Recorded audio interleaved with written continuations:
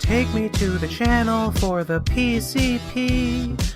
Listen to some voicemails for the Minecraft stream. I really want to have Radcon funded by you. We can be procrastinators. Hello and welcome to another episode, to an action-packed, edge-of-your-seat thrill ride of a Procrastinators podcast. How do you know that, Ben? It hasn't started yet. You can't guarantee that. Some insider trading. I get inside reviews. I got invited to a pre-screening. I gave it a 10 out of 10 review because they gave me season tickets. They gave me season tickets if I gave them a good review. Season tickets to the movie theater. I'm Ben Saint. Gib and Take is here. And we got cheesy Manfredo. Back at it again. And Simmsy is here as well. And GamersTavern. The classic GamersTavern. The coolest thing about having sex with 28-year-olds is that there's 20 of them. No! Best base. I think Simmsy drew that one time. We've got a little bit of a greatest maybe a hits, few years ago. Greatest hits guest medley going on today. Now you're going to be demonetized. That was part of the plan. Is that a pun? Is that a pun about demons? We were sent here by Nate Bestman to demonetize the PCP. Defund the police? No, defund the PCP. The PC police. Defund police. Defund the cop killer. That was part of the plan. ACAP-K. No. Dude, speaking of demons, I've watched Helluva Boss. You seen that show? It's the other clips. show by Vivzy Pop, whatever her name is. That's right, Vivzy Pop. She did the Has Been Hotel pilot, which is going to be turned into a real show on like Netflix or something. But then Helluva Boss is same sort of, it's in hell with imps and demons and killing and swearing and blood and gore and sex. Whoa! And homophobia. Yeah, it's cool. But it's like on YouTube and stuff. And it's actually really good. I would say it's not just good for an internet show, it's just a good show. I really like it. Somebody told me it's better than Has Been Hotel. Yes, absolutely. I mean, Has Been Hotel is kind of like a weird, like, confusing mess. The pilot of Helluva Boss is a bit similar, but like the episode 1 onwards, it's actually like well written and good, and it's like a good show, and it's like, wow. I want to have an imp Sona now. But I don't want to like it. No. It's I think the premise in Helluva Boss works better. I mean, the premise in Helluva Boss, it works better than in Has Been Hotel, because Has Been Hotel feels a little forced. Like, why do I give a fuck that these demons want to become good people? There's really no emotional connection to that. But in Helluva Boss, it's like Helluva Boss. Oh, you can explain it, Gib. Yeah. Helluva Boss is there's a boss of a small team, and he's the Helluva Boss, and their job is to go into the human world and assassinate people. So it's like Monsters Inc. Except with killing. They go into the human world, assassinate humans on the request of dead, vengeful spirits in hell who are like, I hate my old boss. That's why, and he made me die. Or something, so I want you to go fucking kill him. And then they say, hey, fuck yeah. They go in through a portal, they kill him. That's their job, but the show focuses on the characters. Sounds like a great people. job. It's a fun job, it's a fun time, and the characters are great. There's at least 2 Vriskas, so I like it. What the fuck's Vriska count 2. Ding, ding. It dings the Vriska meter twice. If it gets to 8, then I'll be like, wow. Then it'll be better than Homestuck. It's hit the Vriska minimum level to be acceptable media. I didn't watch the Vriska lecture. The fuck's a Vriska? Well, then you don't know. Vriska is a character archetype of like a mean girl who is secretly good, in intentions, even if they fuck up a lot in real life, and they just, it's complicated, but that's generally it. Is a manic pixie dream girl? Is that what Ariska is? No. She's like Batman, but a girl. It's more. I mean, it's closer to a. It's closer to a. What's the anime like girl that is mean to you? Yandere. That's what It's closer to a yandere, but it's not really that either. It's a sunyandere. Whatever. I don't know the Those anime. words don't mean anything to me. Tsundere is like they don't like you at first, and then they do like you. Vriska isn't always like that. I think they just sort of they have a cold outer shell where they put on like a performance of being the best and being the coolest and being smarter than you, and is very like kind of mean spirited, but secretly they are like very fragile and emotional, but they try to hide it. Rainbow Dash is kind of a Vriska, you know? Kind of like my mom. A little. A lot like my mom. I could relate to this one. Nice. I think I had enough Vriskas in my life. This is why we need a Nate here, because gotta do the cheesy man's mom lecture next. Yeah. That Gib, you could do that one. Oh, you already did it. Cool. We needed a Nate here because he's an expert on Japanese waifu stereotypes. Mm-hmm. I know tsundere and yandere, and that's it. I know what both of those are. There's two.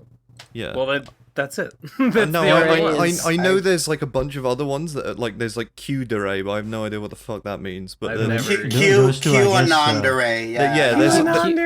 There's all these. Q-dere is like QB, like fox, right? It's like the anime girl that's like the fox that loves you. Speaking of anime, I feel like that's a great segue. Before we get too deep into the episode, I want to mention on the episode that Road to Radcon, the book, is out. Eleazar, show the picture. Show the cover art by Michi Fossard. Bam, there it is. The Road to Radcon book is out. It's printed. I have it. I have a box of them here in my house, and I made an announcement on Twitter, and I want everyone to be aware that if you were a $100 Radcon 4 backer, you must, if you've changed, we'll send them to you. If you change your address, send us log into your Kickstarter account and send us a Kickstarter message saying, "Here's my new address. Send it here instead," and then I'll send it there. Because it's been like a year and a half, so I think a lot of people might have moved since then. So I just want to put the message out to everyone, so I don't end up sending a bunch of copies to the wrong house. I saw you announce that on Twitter, and that means you finished the part that you wrote yourself, right? Yeah, I wrote the 5th chapter, which is the longest. It's the longest chapter by far, because it had to wrap up all the densely woven narrative threads that were dangling. The longest and best by far, right? Absolute. Well, they're the same thing. Those two words mean the same thing. Long equals good. Yeah, I learned that. All you need to do is write "Screw Flanders" 100 times, and any work becomes better. I wrote it, and also I'll try to get a post on the website. I think I want to post like the PDF version for people to read, like the final chapter, because we never published the final chapter. I'll post it. I'll post the text version somewhere, along with like the full resolution cover by Michi. I admire this cover. I was just admiring this cover. The full resolution that contains the full resolution to the story. It's true. You get both. You get the double whammy. I'll try. Maybe I'll post that maybe I'll post a link on that on Twitter. I'll post it on the website. I feel like that belongs on the website. Okay. Fucking backers, get me your fucking change of address notices if you need to. What's left on the Radcon 4 docket? What's left to do? Is it just the Dojin and the music video? The Dojin and the music video and the OVA, the crown jewel, yes. The OVA with the animated intro. Oh my god! It's true. It's real. Don't forget real. All the pieces. Don't forget about the Brony lecture. Yes. How could we forget? Who could forget the Brony lecture? Luckily for us, that wasn't on like the guaranteed this will happen. So our consciences are clean. It technically by the most literal reading of the rules, it is not a quote unquote broken promise. So it's fine. You two did the best you could to try and get it out, so none of the blame lies on you. I mean, even if it was, I fucking did everything. We did everything I possibly could about that. But oh well, nothing to be done at this point. Yes, the Dojin is in the works. We've got a script to look over. Yeah, we have a script written by the PCP dating sim people, or some of them, and we need to approve it. Ah, yes, That's the all. experts. I've been busy this week because I've been moving. The experts. I've been moving again, and I have, with the help of Munchie and Kazi and a bunch of their roommates, I have moved into my new and theoretically, not permanent, but like theoretically 1 year lease, and it sucks. It sucks so much. Oh. It's complete shit. Oh no. No. The lease or the place? Sounds fantastic. Both. Well, the lease is normal. It's not great, but it's a mostly normal lease. The place is, I'm making the best of it, but like, I get in here, I call up my landlord, and I'm like, hey, you told me I can move in today. She's like, no, you can't move until tomorrow. I'm like, you told me I can move in today. I got my moving van only for today. And she's like, well, you can move in, but I haven't cleaned the floor. And I'm like, fine, I'll mop the floor. So I move in, and it's like, the floor is like stained. It's dirty. It's gross. The walls are a little bit uneven. They're a little bit kind of like bowed out at places. The paint, it's a little bit peeling. The kitchen, the floor is pretty grimy. The floor is grimy, dirty. The kitchen constantly smells like propane for some reason. The windows are all kind of like they're not falling apart, but they look like they're falling apart. Well, I don't know. There's fucking like ceiling tiles missing. The fucking property manager comes out and talks to us about like all the guns he has, and about like how he was like a sniper and a paratrooper in a bunch of wars that he can't tell us about because he was like special ops secret agent. He's got the fucking POW MIA flag flying from his office. Did he show you his fat cock too? I didn't ask, but I'm sure he would have. If You only I heard had. about that. It went without saying. You only heard about that in Legends. Can't tell you about that one. Too much classified info. So Put you in trouble. So I cleaned it up a bit. It's like, it's livable. The kitchen sucks. I don't like it. Isn't that your normal living conditions? It's a downgrade. It's a downgrade. The location is great. It's right in the middle of Alston, which is like right in the middle of every bus line. It's like a good location. But Doxed. I don't know. I said what town I'm in. But everything They'll else be about knocking it is on terrible. every door. Apparently the place they are. Apparently the place has bad reviews that I just didn't look into. I don't know. I don't remember it being this bad when I like toured it. I think Yeah, I think it was furnished when I saw it, so it gave me the illusion that it was better. I didn't pay that much attention to the kitchen. I was mostly looking at the room, so I like kind of didn't notice. And also I was just desperate because I have to find a place to move by the end of this month. And then I ended up not even being feeling. Yeah, so I think I just kind of had rose-colored glasses on when I looked at it. I don't know. I'm making the best of it. Worst case scenario. I think my gut feeling is that this place is run by like a slumlord who will try to scam me in whatever way she can. So I think there's probably no way I'm getting my security deposit back without like a legal battle anyway, even if I do everything right. So maybe I'll just say like fuck it and like find a different place and like just say fuck the security deposit, fuck my lease. I'll leave when I want to. But I don't know. I'll have to be. I guess I'll have to house hunt some more, maybe, if I can even muster the strength to go on. It must be fucking awful if it's too bad for you. You do have internet, right? Because that's the only thing that matters. Actually, no. Actually, I should have internet, or like the other guy living here said that we do, but like it doesn't work, and I need to figure it out. And at the moment, I'm on the internet via using my phone as a hotspot, so I'm burning data. No. So I'm burning data like super fast. But that's not good. It's not good. No, it's terrible. No, it's pretty bad. You could even say that's bad. I might, if I were so inclined. Sounds like the first 2 weeks at my last place. Yeah. I was doing something very similar. I was using my own phone data, just use the internet, because yeah, my computer tower just couldn't pick up the Wi-Fi, and it was incredibly annoying. And yeah, well, I supposedly there's supposed to be Wi-Fi, and maybe there will be soon. I don't know, but I gotta say, the guy who's like on the same floor as me, I might have mentioned this before, but like this place has another room that I also saw that is like the most terrifying apartment I've ever seen.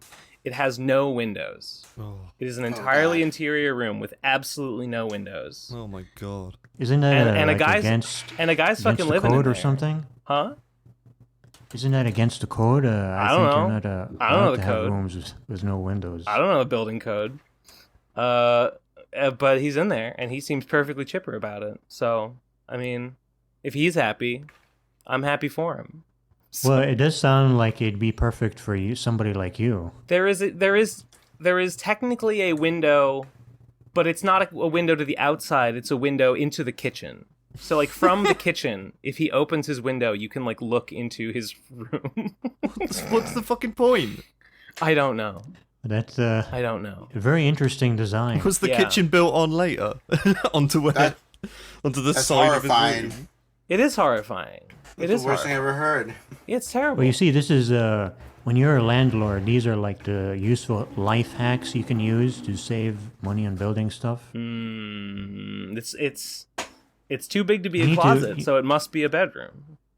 You need to take the walls notes out of for the ramen day noodles. that you become a landlord yourself. One day, yeah, I should be taking notes. I should be slumlord. I think slumlord is the right word.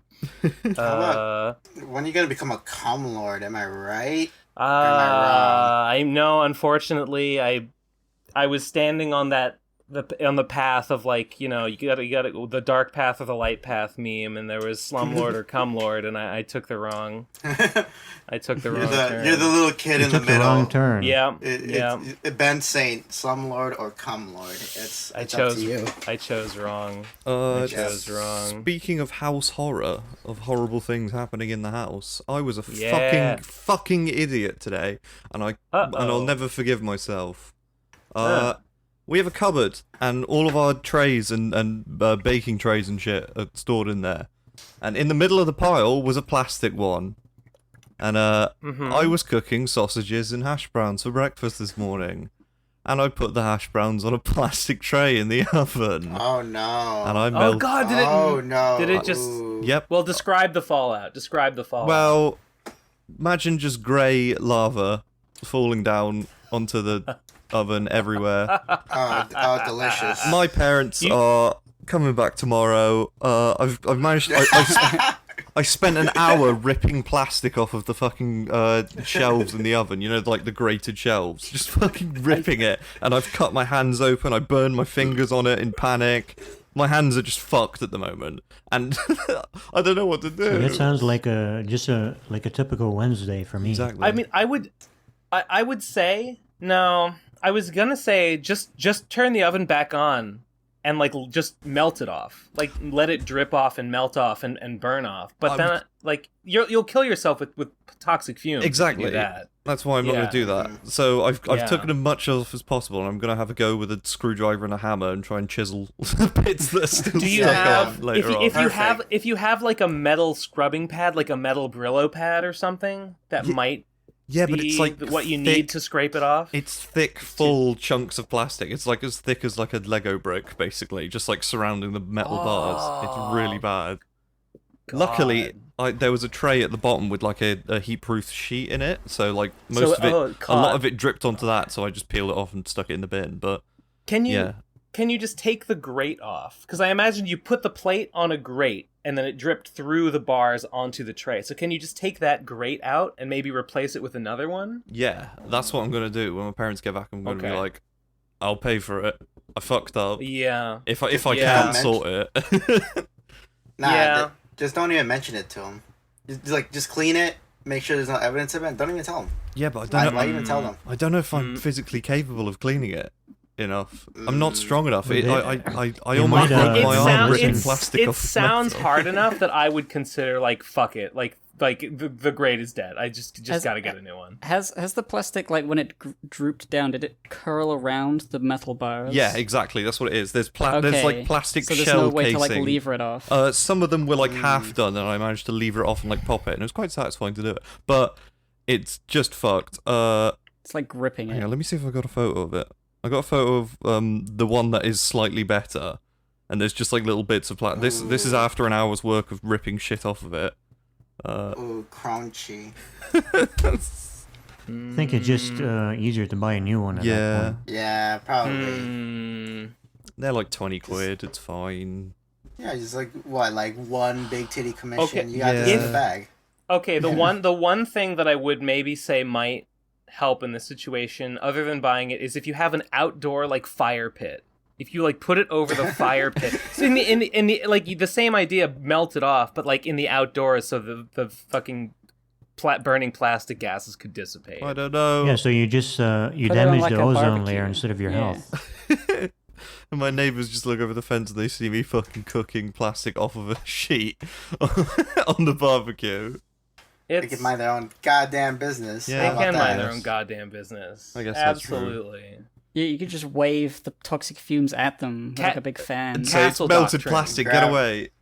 Castle doctrine. If they look over your fence, you're allowed to shoot them. It was a complete morning moment. Like, you know when you wake up and you're dozing and you're not thinking? Because I went through like 3 sheets and I was like, that one's too big, that one's too small.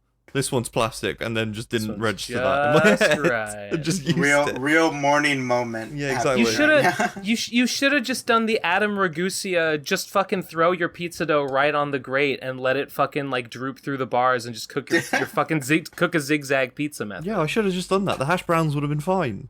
I ate them. Absolutely. I ate them anyway. There was a slight plasticky taste, but oh god. Oh my god. So what are you even worried about fumes for then? Well, fuck it. Yeah, this I guess. is going to be the last Simmsy podcast. Now you're going to be radioactive. You're going to gain superpowers. He's slowly dying from the plastic poison going into his veins. I have wasted many a dish by cooking it and then immediately transferring it onto a styrofoam plate, which it then melts, and then I'm like, well, now it's got fucking melted styrofoam in it. I just gotta throw it in the fucking garbage. Melted styrofoam is good for you, Ben. I hear it builds your immunity. Why don't you just buy plates? Make you immune to If you ate styrofoam as a kid, you can't get COVID. I read that in an article. I used to. You gotta make up for lost time. That must be chug styrofoam. That must be why I haven't got COVID. What? Yeah, I heard this from Infowars.com, so it's very reliable info. Yeah, and he's on a war against info, so why would he lie? He is. I got my second vaccination. Finally. Fully vaxxed now. Me too. So that's cool. How long did you go between shots? Longer than... Well, I'm trying to think. I got my first one in July, and my second one a few days ago.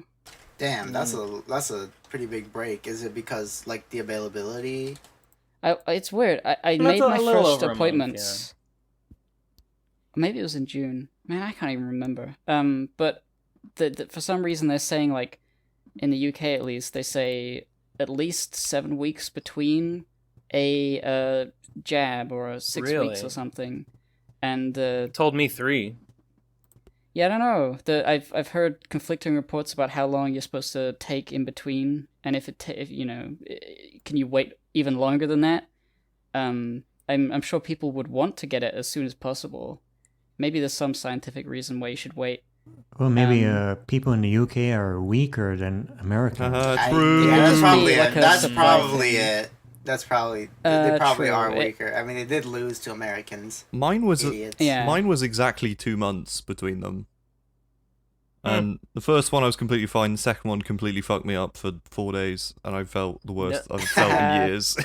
Had no symptoms at all from either one. Wow. So powerful. So invincible. Neither did I. I had like a bit of an arm numbness the first time, and then a bit of an arm numbness the second time, and that was it. I had a bit of a bruise. I had a little bit of a bruise where they jabbed me the first time, and that was the end. I woke up with a 40-degree fever and a migraine that lasted 2 whole days and couldn't eat anything. and Fucking laid in bed. beta. Ugh. I had an erection for like 3 hours after I got mine. I don't know what you I guys. had an erection that lasted more than 4 hours. I had to go to the hospital.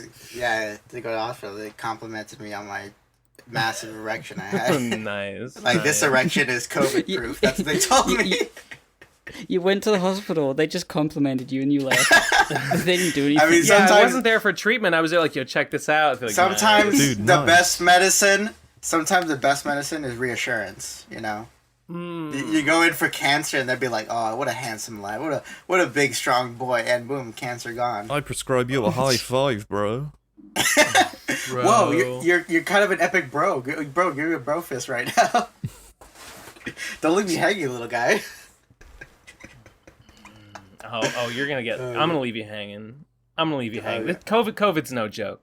COVID's no joke, guys. All right, let's get serious. Oh, my bad. I'm sorry. Let's get serious. No, but Just Both had ti- a very vivid like imagining of like going to a doctor's and you tell them, geez, I think something's wrong with me, and then they pog.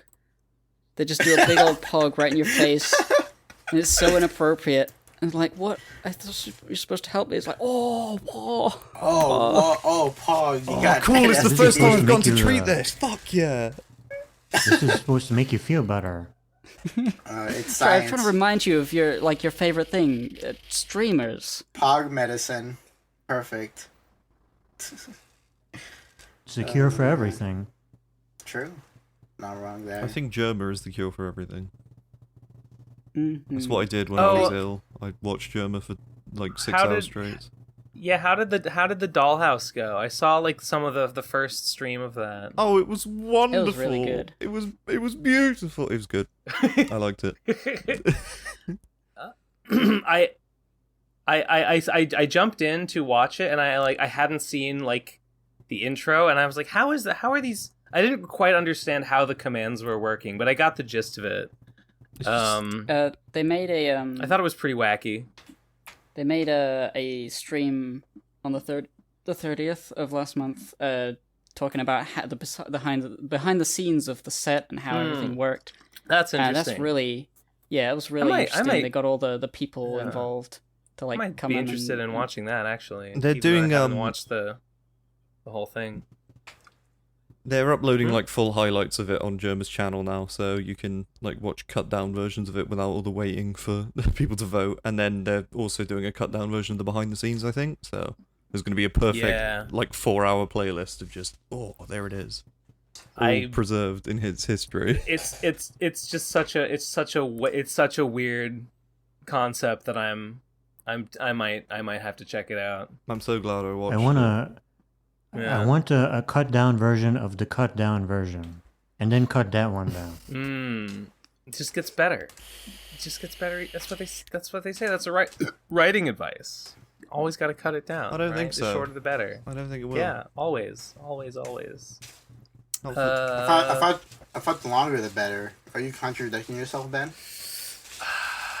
I love Mauler. I do love Mauler so much. Oh my god. Big Mauler I want him head. to maul me. He's so fucking smart. I haven't thought about Molar in years. Oh my god. I just happened to see last night. I just happened to see someone be like lol at Mauler and Rags and some other guy I didn't recommend doing an 11-hour stream where they dissect, I guess among other things, but Jenny Nicholson's I Didn't Like the Joker video, which is like 20 minutes long.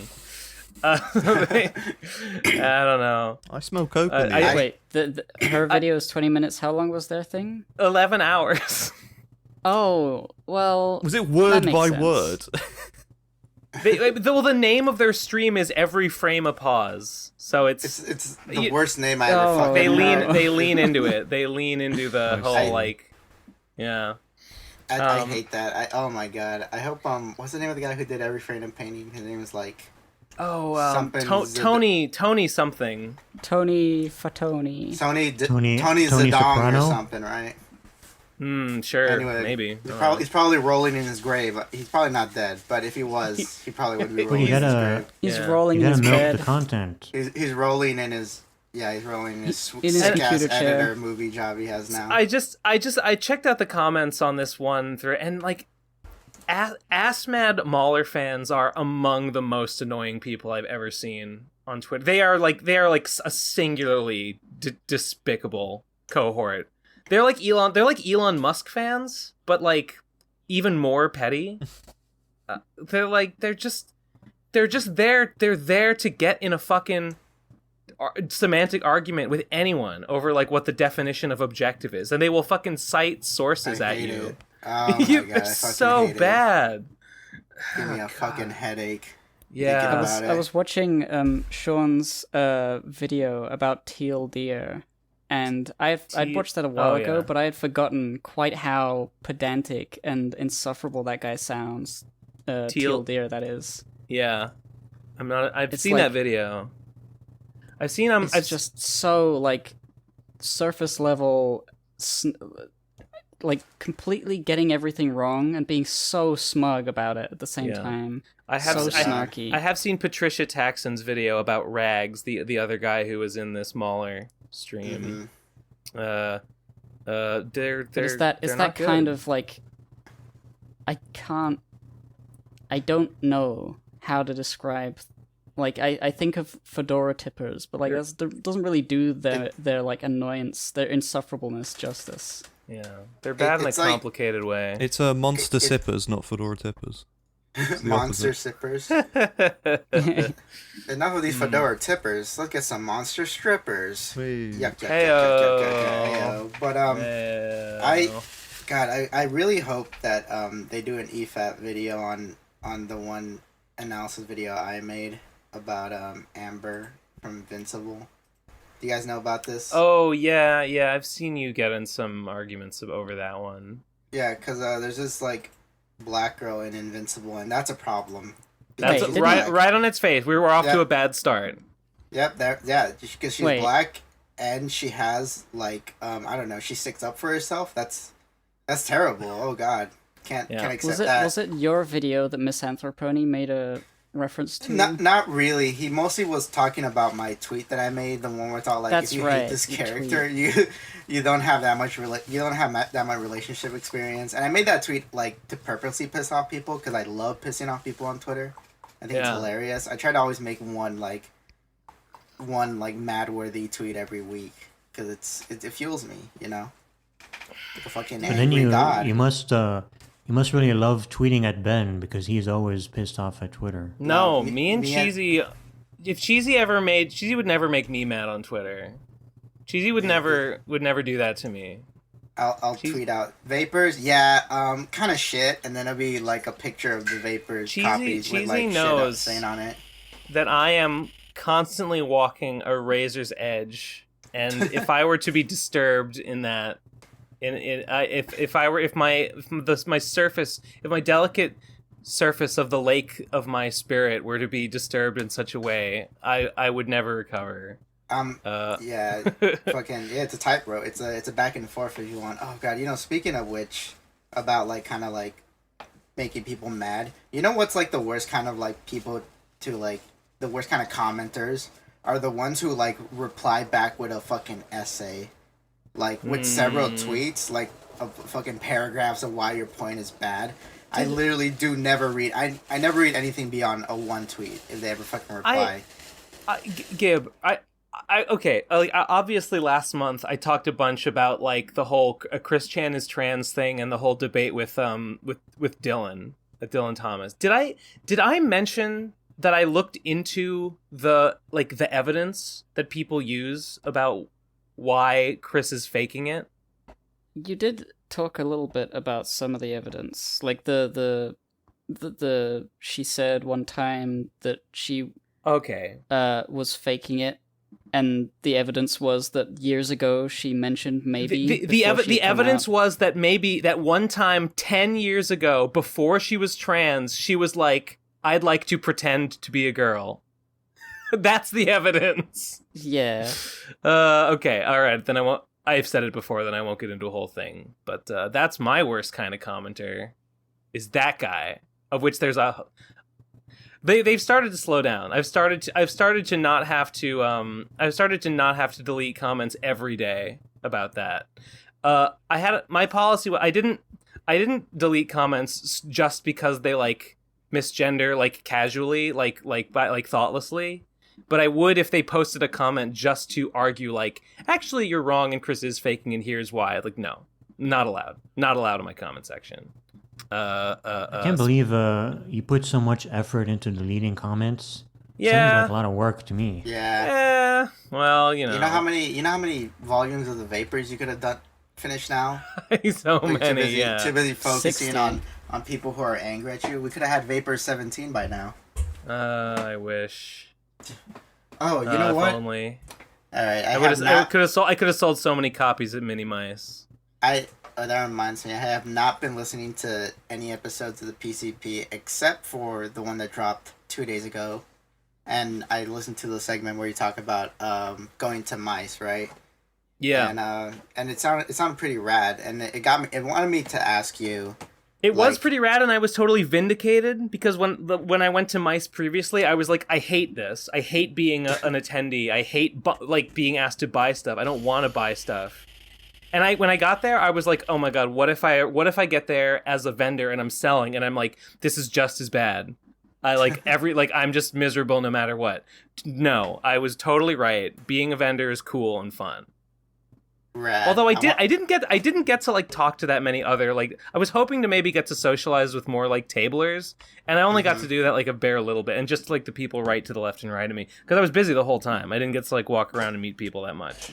But other than that, I was vindicated. Anyway, what were you saying? I want to ask, like, how do you feel about, how does that make you, do you feel like, do you have the energy now to make more do you feel like making more comics because of that experience? Yeah. Do you think yeah, maybe I should get Vapors 3 out as soon as possible or something? Well, it made me think, yes, but it specifically made me think something that I already thought, but even more strongly, which is I need to finish Phantom's Revenge so I can finish Slime and Punishment, so I can print the book form of Slime and Punishment and maybe sell that at the next one. Oy vey. You should look up if there's any other smaller conventions in your area. There probably are. Boston, pretty vibrant city. There's not. Yeah. Mice was like the main one that I was aware of. There might be some smaller ones. I mean, you know, even Mice was significantly reduced. Even you know, this long into the whole COVID situation, you know, due to the COVID situation. So smaller ones might not even be happening, even if they otherwise would. But even smaller than Mice, but Mice are pretty small. The Gamers got a point there. We had a running joke at my old house where one of my friends, the joke was just that you would mention blue mice at him, and he would go, and he would get aggravated by the mention of blue mice. That was his kryptonite. I don't even know where it came from. Was it Manchurian Candidate code word that activates his secret agent training? Something like that, yeah. Blue mice. Blue collar mice. Snapping. Nobody likes blue collar workers, just like blue collar mice. Or he starts snapping every fucking my housemate Dan, we realised he was a shithead halfway through the year when I lived with him, and we started calling him Crooked Daniel, and he'd laugh it off all the time. He was a very simple man. He was Crooked Daniel. Yeah, exactly. And he wasn't the cleverest guy, but it was time. Was he like a? Yeah, he was quite crooked. Was he like cheated cards? No, he was just stupid and morally not right in lots of ways. He just didn't treat girls correctly. Right. Yeah, That's the Shit most. like that. That's the most British insult nickname I can think of. Crooked Daniel.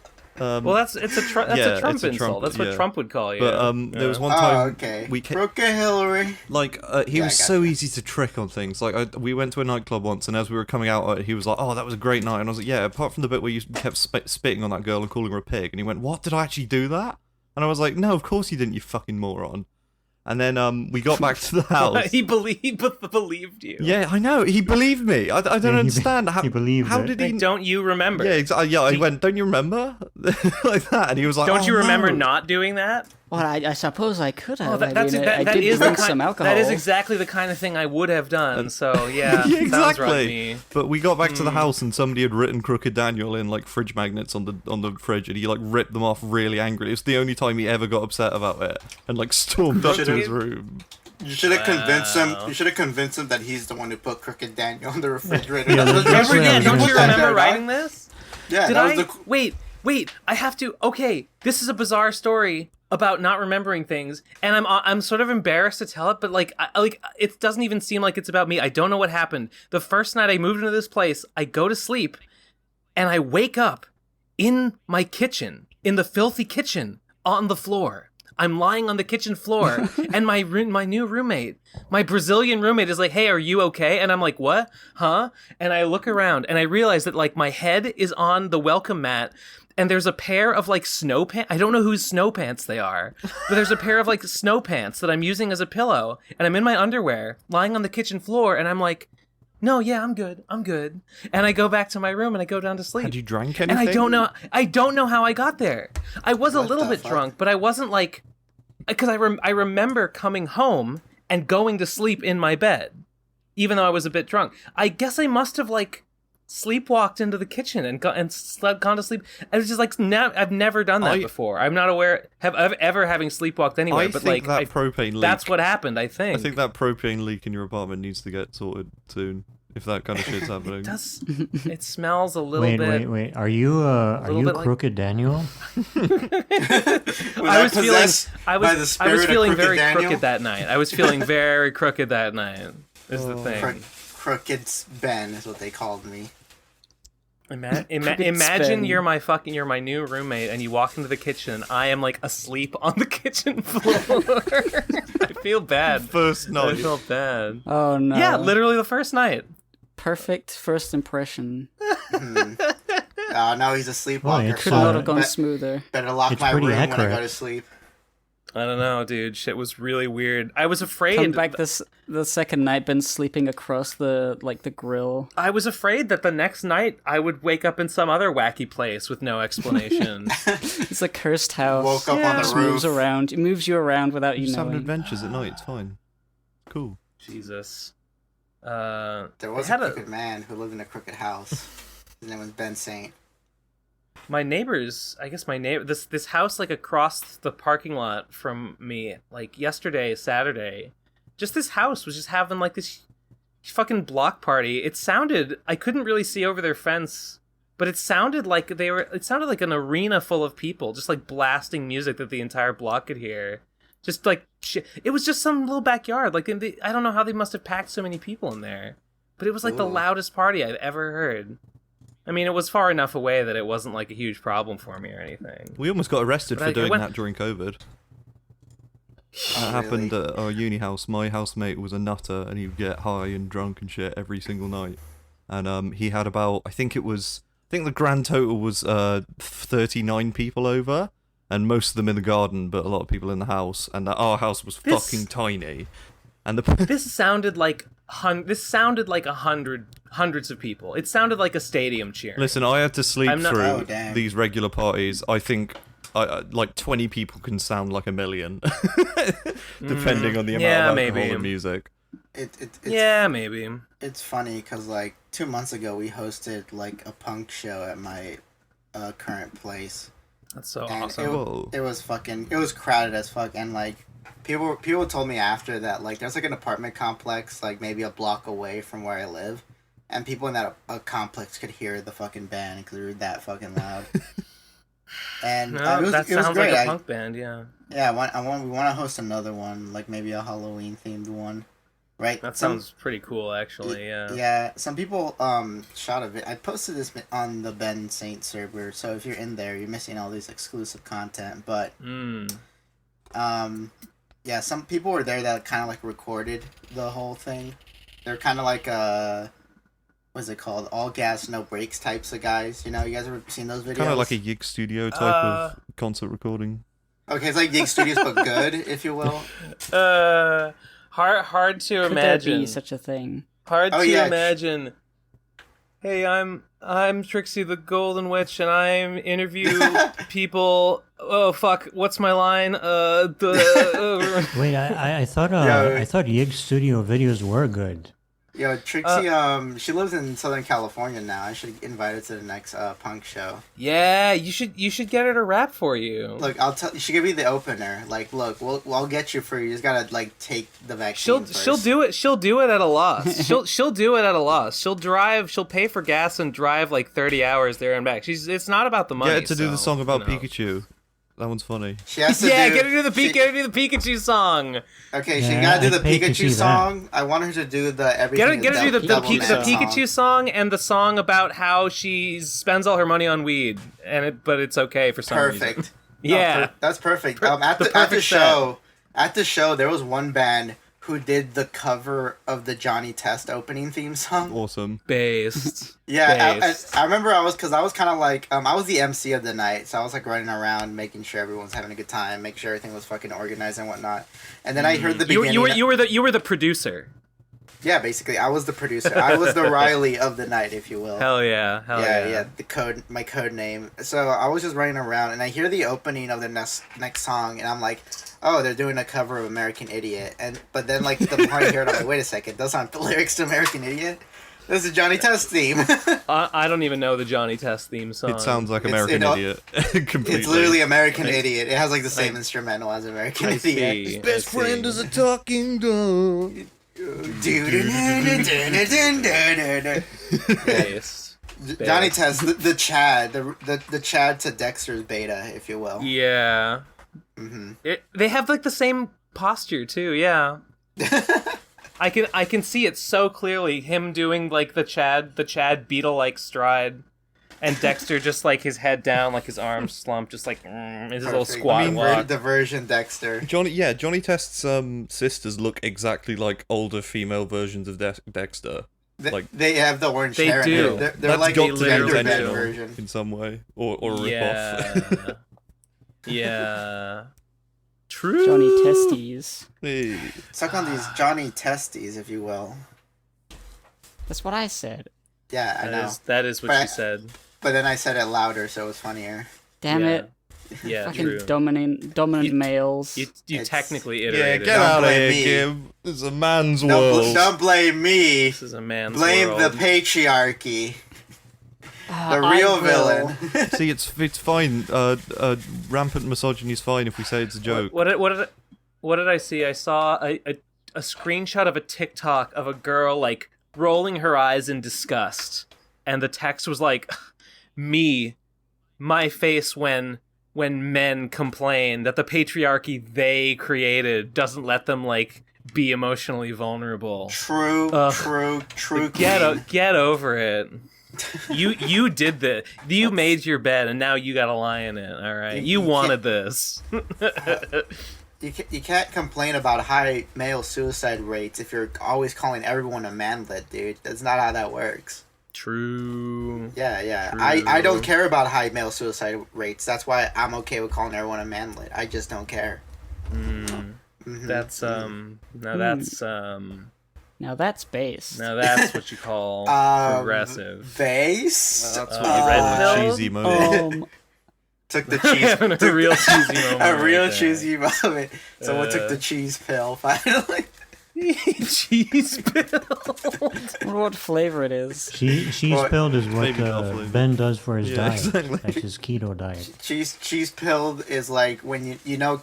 It's like, capitalism is bad because if we let capitalism keep happening, a little goblin spaceman might show up and like murder everybody. And that would be a real problem. That's end stage capitalism right there. That's the real goal. That's his name. That's the goblin's name. First name end stage, last name capitalism. Capitalism. I am end stage. Sounds like a great comic book character. Yeah, from a great comic. Let's talk about Villainverse now. Sure. Hey, I gotta tell you I gotta get you my new address for my copy. Yeah. That I bought like a year ago. Yeah, I got sent back to my PO box. You and like 2 other people. I don't know why. It should have you just gone to my PO box. My PO box. Did you renew your PO box? Did you? Yes, I did without meaning to. Unfortunately, so that's $80 down the drain. You should. I guess I can get it transferred to a different location. Maybe you should do the iDubbbz thing where people just send you random stuff to your PO box and you just open it in front of a camera. I mean, by all means. By all means, people send me everybody random loves stuff. Unboxing videos. Yeah, just send random crap to Ben Saint. Don't send Anthrax. Do not send Anthrax to Ben Saint. My P.O. box mainly exists to be a receptacle for undeliverable Vapors copies and Endless War pin shipments, and now Radcon Road to Radcon books. It's just where the ones that don't make it to their destination arrive, like battered and like shredded and torn up. If somebody sends poop to your PO box, then it'll be more like a PU box. It'll be like a poo box. If you got any poop to send, please send it to GamersTavern PO box, which is in the description of every one of his videos. He's the poop guy, not Ben. Yeah, that's why I call it a PU box. PU box. Boom, there you go. a poo box. A POOP box. There's a lot of different directions. UPS. Poo box. Am I right? They call it UPS because of UP shit. TERS. UPPS. Am I right? Hey, pee pee poo poo fecal funny. Am I right? Yeah, I mean, yeah. Based, red-pilled. I just remembered, Gib, did you already talk about how you conquered Mario 1 on that stream the other day? Oh, I didn't talk about that yet. No, I played Mario and I beat Legendary. it. Mario. Good. Finally, real gamer moment. Now beat the lost levels and then we'll talk. Now beat Sonic the Hedgehog. No. Now try the process of beating Mario 1 was arduous. I got all depressed. I mean, for other reasons, but it was sort of like coincidental. I couldn't beat Mario. That didn't have anything to do with Mario. It just happened. It didn't have anything. It was just sort of like I was sad at the time, and it was just sort of like, and also I can't beat Mario 1. Oh, guys, I'm gonna have to turn Will the the horror never end? I came back the next day and I beat it real quick. Okay. I was there for the first stream, and I gave you some advice. Because I'm kind of the gamer expert. The tips and You're a bit of a gamer. He's kind of a gamer, and he owns a tavern, if you will. How long did it take you to beat Mario 1? Because I've never beaten it. The first stream, I beat the worlds 1 to 7 in, I think it was a 4-hour stream. And then the second stream, I think I beat it in like an hour, so maybe 5 or 6 hours, I guess. World 8 is really tough because there's no mushrooms for the majority of it. Oh. So if you get hit once through any of the worlds, you will die, and you only have 3 lives if you game over. So you've got to get through 4 worlds without getting... There are a couple of mushrooms in World 8, but they're all hidden in Once I knew where the places where they were hidden were, it was just a case of dodging the Hammer Brothers to get to them, without taking a single hit, and then keeping the Fire Flower. It was tough. It was very stressful right at the end. I think I got a little lucky with the final jump, but it was very pog. The final jump bad, over Bowser. I wasn't. The final jump through the many hammers and fire of Bowser as he jumped towards me, and I was losing space. I could either accept my fate and die, or jump and hope I didn't get hit, and I didn't get hit. So I did it. Good job. You're now a better gamer than Ben Saint. No. Yes.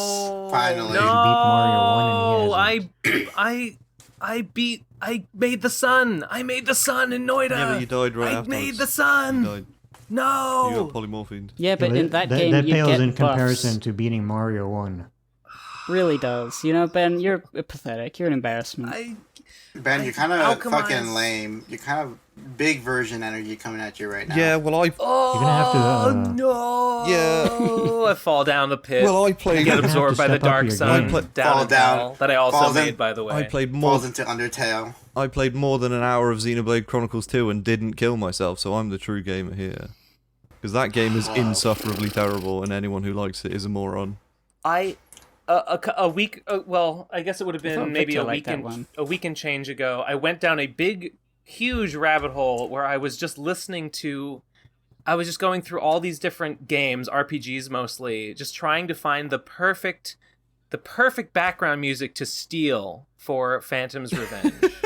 I kind of know the demo used the Colress theme from Pokemon, which is a good track and it fits that part of the game, but I need like, what do I need? I think I need like sort of just something like that for like the main part of the game, but then I need like a sad theme.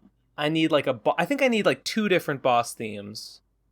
And then like kind of a sad like melancholy theme, like fighting Gwyn at the end of Dark Souls. And then sort of maybe like a happy kind of intro. If you want theme. inspiration for good music, you should listen to the soundtracks of Chrono Trigger and Final Fantasy VI. Those were where I went initially. I was like, because that's the exact kind of music I'm thinking of, but it's too iconic, and I don't want it to be like, oh, this is Chrono Trigger music. Like if no one had ever heard those tracks, I would probably just steal them. Do Chrono Cross. Well, I think If you like good music, you should go to Beethoven. You should go to the real musicians. I was kind of okay because I was like, the Colress theme is good, but like the other Pokemon songs aren't really what I'm looking for. So like maybe I could just find one game, like a semi-obscure game that just happens to have a few different tracks that like kind of do feel what I'm looking for, and then it will have like a sense of like musical unity throughout all of them. And I was listening back to like the Xenosaga soundtrack, which is very generic. It's a little too generic, honestly. I'm not sure if it's good. If you want a soundtrack to an obscure old RPG, I have one. Let me just look up the name because I reviewed the game a while ago. I think it's called something Arc. It's for the Arc Super the Lad? Famicom. No. I forget Shining exactly I forget exactly. It was only released in Japan. It wasn't released outside of Japan, as far as I know. And it's I don't know. I spent like 2 days. I spent like 2 days just kind of like, I was looking for like other RPGs that were scored by the same guy who made Xenosaga. Some of the Xenosaga soundtracks are really good. Like the final boss theme I just of it found is the really name. good. It's called Mystic Arc. Mystic Arc. I'll check it out. The final It's boss made, theme is really good, but a lot of the other stuff is very generic, and I'm like, I don't want to mix and match too much because like that one's very orchestral, but other ones that I found were very like chiptune, like SNES stuff, and I'm like, what's the? I guess I don't know. I would rather not mix aesthetics too much. I reviewed Mystic Arc on my website. It was published by Enix in Japan only. I played this game back in 2014, and I was pretty impressed with the soundtrack. It has, in my opinion, one of the best soundtracks for the Super Nintendo. And That's pretty much interesting. nobody knows about this game. So if you use music similar to it, nobody's going to recognize it, as far as I can tell. I was the unicorn that I was hunting would be like an NES or SNES era RPG with a kind of epic soundtrack, but also like a sci-fi theme would be the best. So Star Ocean seemed like the closest, but like I listened through and I don't know, I wasn't super like, the Star Ocean soundtracks weren't speaking to me. I'm very picky. I'm very picky. Did you try the Phantasy Star series for the Genesis? No, but that's a great suggestion. I didn't even think of that. I will. You know There's, what? That's a great idea. Fantasy Star 2, 3, and 4 were released for the Genesis, and I think the first one was released for the Master System. That is a thought right there. Okay. Have you thought about doing Nightcore versions of My Little Pony songs? Actually, yes. What was it? There were two that I was like, I was thinking that maybe like the final credits theme could be what was it? The unicorn song. The song that we parodied for Phantom Review's Hearthswarming Eve. Let the gray one remind you time. I don't remember what it's called. That one. I don't even remember that one. That was from the Each one of us has something special, has something different that makes us rare. I think it's from the season 3 finale. It's a good song. I could just, if it's a YouTube artist, I wouldn't just steal it. I would contact them and be like, hey, what's your use policy? Do you mind if I use it? Do I need to pay you to use it or something? But I don't know. Again, it's like I found like an 8-bit remix of it that is good, but it would be weird if I used like an orchestral score, but then I had like this one any Game Boy 8-bit mix in there in the mix, and I don't know. There's another one that I got really stuck in my head, and I couldn't, but it's unpopular. It's not one that got heavily remixed by the fandom, because there's not even a single 8-bit remix of it. There's not a single chiptune remix, which is the mark of whether the community likes something or not. It's the song from when the Cutie Mark Crusaders get their marks. It's, may our mark one way or another. That song's so good. That song fucking rules. The Ultimate Reward? No, I think it's called We'll Make Our Mark. And there's just not that many remixes of it, and I'm destitute. I mean, that's devastated. That's like a post-peak brony art stuff. It's when that episode slightly post-peak, yeah, but not like post-fandom death or anything. This was years. That was years. I mean, that was when I was still watching, and I fell off before a lot of people did.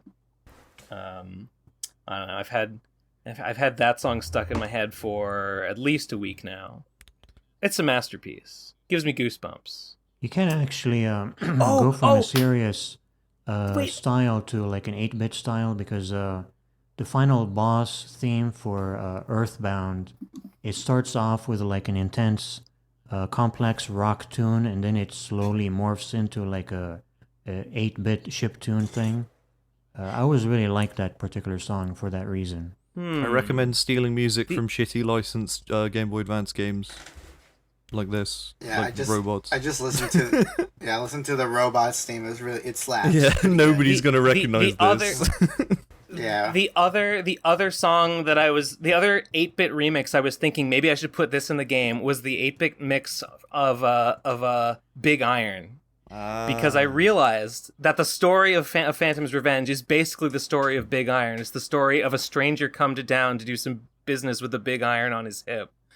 I was like, it's perfect. Wow. But the iron is a katana. The iron is a katana, and it's named Platinum, so it's it doesn't quite fit, but it's pretty. It's and close it's made enough. of Japanese folded steel, kind of which contains iron. So kind of I played Dwarf Fortress. I know what iron makes. Kind of like how in cowboy movies or rip-offs of samurai movies, you are taking the cowboy and then you're ripping it off with your samurai pony. That's right. Yeah, exactly. Great artist steal. It's the logical progression from Great samurai to cowboy to pony samurai. Yep. Well, you know what they say? Yes. Imitation is a sincerest form of flattery. and that's why you should It's steal just, a robot. you know, there's only so many stories. There's only 7 stories that humans have ever told, and one of them is Big Iron. I don't want to think about that 7 stories thing. I had to write a dissertation for university, and it was 8,000 words talking about that shit, and it made me fucking miserable. Just write big Yeah, iron. I got two of those. I got 2 of those 8,000 words for you right now. Big iron. You're welcome. Yeah, every story. Yeah, it's called the Bible. Just usually write that. They're all in Actually, there. it's the monomyth from Joseph Campbell's book, The Hero with a Thousand Faces. Thank you very much. Joseph Campbell's soup, more like. Hey. Monomyth. More like make yourself some bitches. More like mono is a hoax to, I don't know, get COVID vaccines. There's no mono vaccine. There was the burgeonings of a joke there somewhere in there. Yeah, you were getting close. Oh, You're thinking of Mr. If you ever get sick, what's his face? If you ever get sick with mono, just switch to stereo. Classic. You'll be better. I rewatched the Noah Caldwell Gervais video where he goes through the Knights of the Old Republic games and talks. He read the original monomyth essay by what's his Joseph name, Campbell. and then by Joseph Campbell, and he goes through the Knights of the Old Republic games, and he explains like, wow, like it's not so much that like the monomyth was a thing that is just in all stories that like Lucas used as a template for Star Wars. It's that like Lucas took the literal wording of that specific essay, Exactly. just like outlining the monomyth, and like literally made it into the movies, and that's literally what Star Wars is. God, what a That's hack. why. Yeah, That's why George Lucas is a genius. I mean, what a fucking he's hack. rich. It worked. You're not, so what? You don't get to criticize. Evidence of Well, genius. You're correct. Wealth is a sign of greatness, isn't it? True. It's and it works in reverse too. That's something sad. That's Exactly. something sad that happened this week. Me and my friend got drunk and we watched episode 3, and the saddest moment I've had in a few years was That is yeah. sad. We was realizing that the prequels are nowhere near as funny as I thought they were. They're just boring and bad. Yeah. Yeah. There's a If you watch the Plinkett reviews too many times, Exactly. you just sort of associate those funny moments with the thing, and then you actually watch it, and it's like, Yeah. oh yeah, It's not- Okay. it's not that he's not funny. here with me. Okay. Speaking of, I watched this with at the Munchie House, aka the Munchhausen, as I am calling it in my head. I watched the not the original Pokemon movie, but we watched the 3D remake of the Pokemon the first movie. The fuck? I didn't know that There's was a 3D remake. It's on Yeah. Netflix. I saw the ads or I saw that it was being made a while ago. I didn't know it actually got made, but there it was on Netflix, and we were like, "Whoa!" And we watched it, and it's so fucking bad. It's so fucking good. bad. I can't believe it. I felt so. What 3D? Is it like Detective Pikachu No. 3D or like I haven't CG seen. video game? It's like I haven't seen that. 3D. It's very plasticky 3D. Is it like the Berserk, the new Berserk anime no, they it's remade? and all have you that? seen that Lupin the Third, like trailers for that Lupin the Third movie where it's like CG but like looks nice? It's like that, except the designs are terrible because they're the original 2D Pokemon designs and they Yes. do not It's work just- in 3D. Oh my god! All right, Yes. even just Okay, the thumbnail on this. They yeah. also they're. Yes. Yeah, that Yes. does look pretty bad. There's a thing, you could tell that they bought the rights to some like very expensive and high end like smoke and like flame effects, and there's this same like in very similar like smoke effect that like every fire attack and every time there's an explosion, it's like you can tell they're like using the same like plug-in to do the effect, and like they were really proud of it, and they lean on it really heavily. That This stood out. this stood looks out to me. awful. It does look Those- pretty bad. I mean, it Those looks pretty stupidly long But- Sugimori eyes, like where the eyes are really, really tall, Yeah. that just does not work They in are. 3D. bad. They really don't. But like, okay, they changed. I know they changed some things because I know that in the original, they have the iconic scene where Ash makes the joke about the Minnesota Vikings. And there's no And Jesse and James don't dress up as Vikings in this version, so it's not like exactly 1-to-1. Yeah, I know, it's a shame, but it's mostly the same, and it's just so funny how like Mewtwo. Literally, the plot of the movie is they get invited to a place and they go there and there's a fight, and that's the movie. That's the movie. Yeah. The Mewtwo just builds. There's no reason why Mewtwo builds a castle. He just. I guess he just felt like it. He's like, I'm gonna do this weird thing.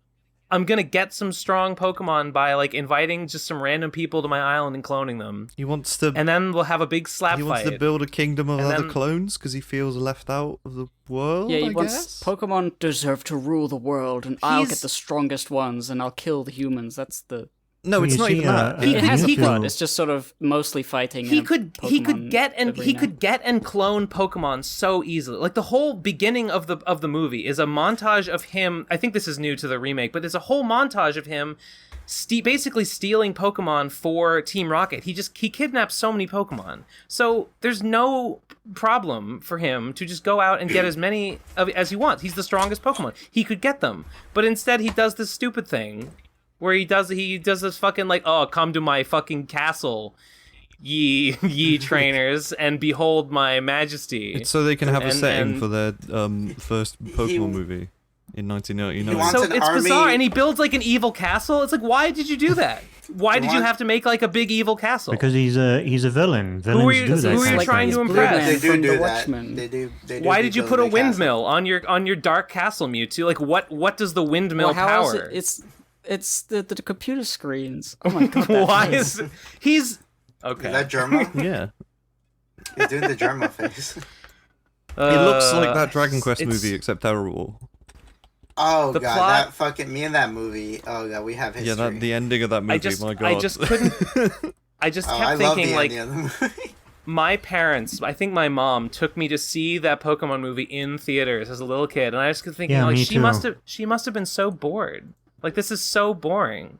The plot, like I remember when half the movie. Wait, let me finish. Half the movie is they're having a fucking slap fight in slow motion, and like the unimportant side characters are just observing, being like, why are they fighting? Watch someone slap each other. Living beings fight with each other. Slow motion slap. But why are they fighting? They're both living beings. Slow motion slap. Because living beings, they compete.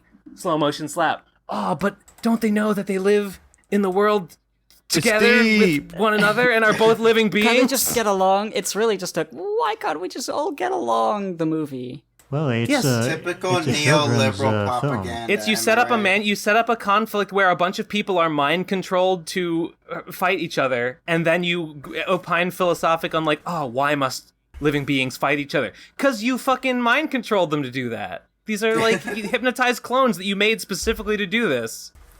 This doesn't make any point. It was just later in life, once I had started playing the Pokemon games, I went back on the movie and I was like, why are they fighting their clones? Shouldn't they team up against the ones they're super effective against? What's the point of all this? They just do it. They just like slow fighting each other because it's symbolic. The point of the movie is just that Mewtwo is cool and they wanted to make a movie about him. That's basically it. I know, but I still like the first movie. It was just a marketing thing. It was something about the atmosphere from... It's terrible, but like the atmosphere of some of the locations, it's like, cool. Wouldn't that be cool if it was real and I was I don't know if you remember this or if this happened, but did they give you like Mewtwo cards when you went to watch the movie? The ancient Mew card? 100%. I think I had one. I had one inside of the VHS copy of the movie. I watched they gave it to me at the theater. I watched it in theaters, and they gave me an ancient Mew card, which I no longer have, but I did have for quite a while. I have mine, and in fact, the other week I was going through my old Pokemon cards, looking for any like valuable ones that I might have.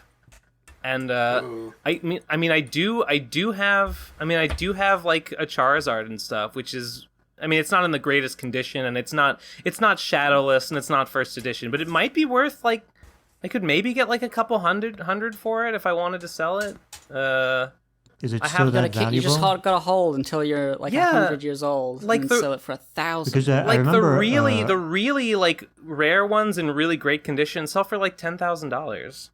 Oh shit. Well, I remember years ago I decided to sell my entire Pokemon card collection, and I went on eBay looking up prices, and everything seemed like it was worthless. Like $5-10 for like 50, 100 cards. I mean, it depends on the card. I mean, How long ago was that? there's been a bit of a that was bubble. like 10 years ago. Oh, you should do it. You should check it now, because now it's like so at the point that like locations like Target will only sell you like one deck or one booster pack because they're Yeah, I think demand has outsold all the risen. fucking time. Yeah. So it might Maybe be the worth- prices went up now. Yeah, it I might be haven't checked in a worthwhile to while. check right now. You know? But I only had Gen 1 cards anyways. I had because I stopped collecting after Gen 1. Well, there you go. I had a few Gen 2. I had a few from after that, but not I had that for some many. reason. I think I actually did had a few Gen 2 cards, but they were in Japanese. Weirdly enough. Oh, I actually had a bunch of like from even before Pokemon cards were a thing. I had books of like hockey and football cards that I think like an uncle or something gave me, thinking that they would eventually become valuable.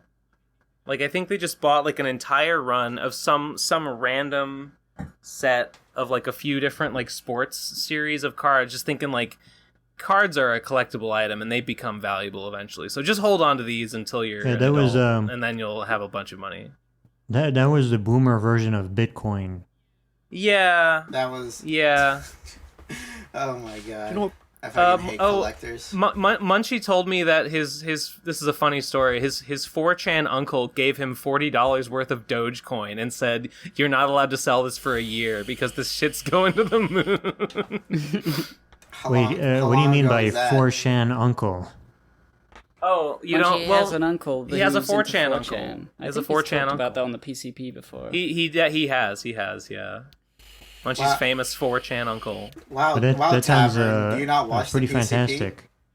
Yeah, fake fan. Fake fan confirmed. Fake gamer girl You tavern. know what Pokemon thing I like? I like Destiny Deoxys. That was a stupid movie, but it was in a cool sci-fi city, and Munchlax was there, and there was Plusle and Minor running around in bins, and I was like, this is nice, and Deoxys is scary. I think first movie was the only one I ever saw. I've seen some of the Yeah, one me with too. Entei and the unknowns. But like I watched that like much later. Like I just caught it on TV. I just assumed that all Same. the other Pokemon movies were going to be bad, and even the first one is not that good. They are, but most It- of them it are is better terrible. than the first one. I would bet I would honestly be surprised if the other ones weren't better than the first one. I was like, it's not. I don't think it's just like normal kids movie bad. I think it's like a spectacular failure. I remember liking. I think the second one was the one with Lugia, right? Yes. Yeah, I remember liking that one. I think the third one might have been the one with Entei. Is Pokemon 2000 the one with Yes. Lugia? Yeah. And yeah. then Pokemon Forever is the one with Is that the one with Celery? That's Pokemon Forever. Whatever the fucking little Pokemon green one Forever is. is the one with That's Celebi. Pokemon Forever. Yeah. See, I only saw the It was fucking... It was I like think I caught the ending of that one I- somewhere where Professor Oak is a young person because they traveled in time or something. I remember the one joke in Pokemon 2000 where like the fucking ancient prophecy is all like, oh, if we can't calm down Moltres, Articuno, or Zapdos, the world will turn to ash, which is like basically saying like the world is gonna be destroyed, right?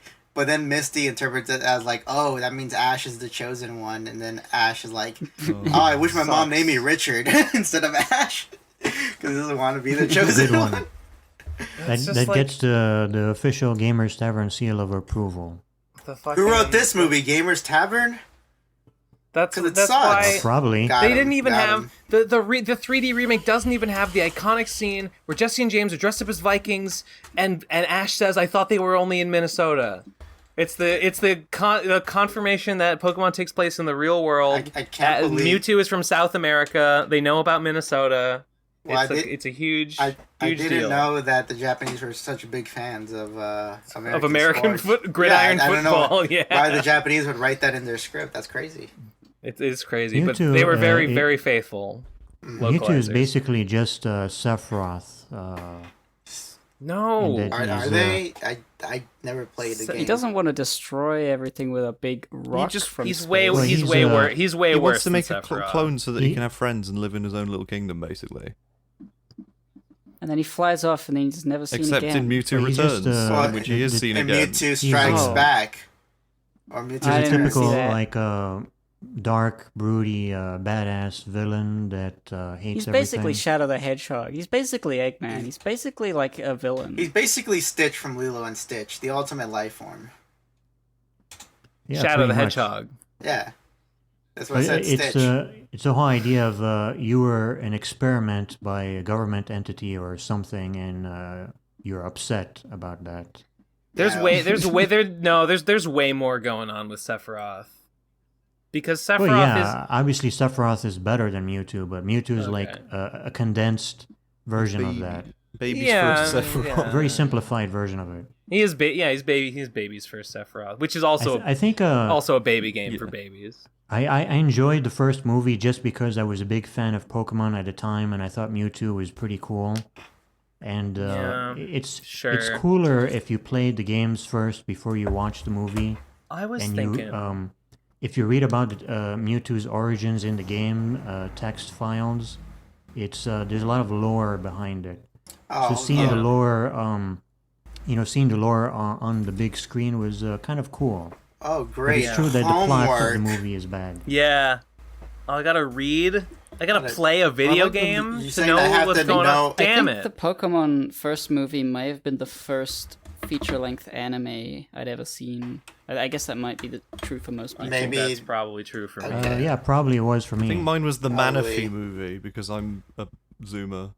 So that's the one that I saw Oh, first. really? Manaphy? What like- the fuck is that? There's 150 That's like, Pokemon, that's like goddammit. Gen 4? Okay. Is I'm it? tired Never of all heard these of it. I was on Gen 3, I think, because Ruby version was like the first Pokemon game I ever bought. And I was like, I can't believe the PCP is still talking about Pokemon yeah. in this era. Mewtwo wants to create an army of strong Pokemon, but only picks Gen 1 Pokemon.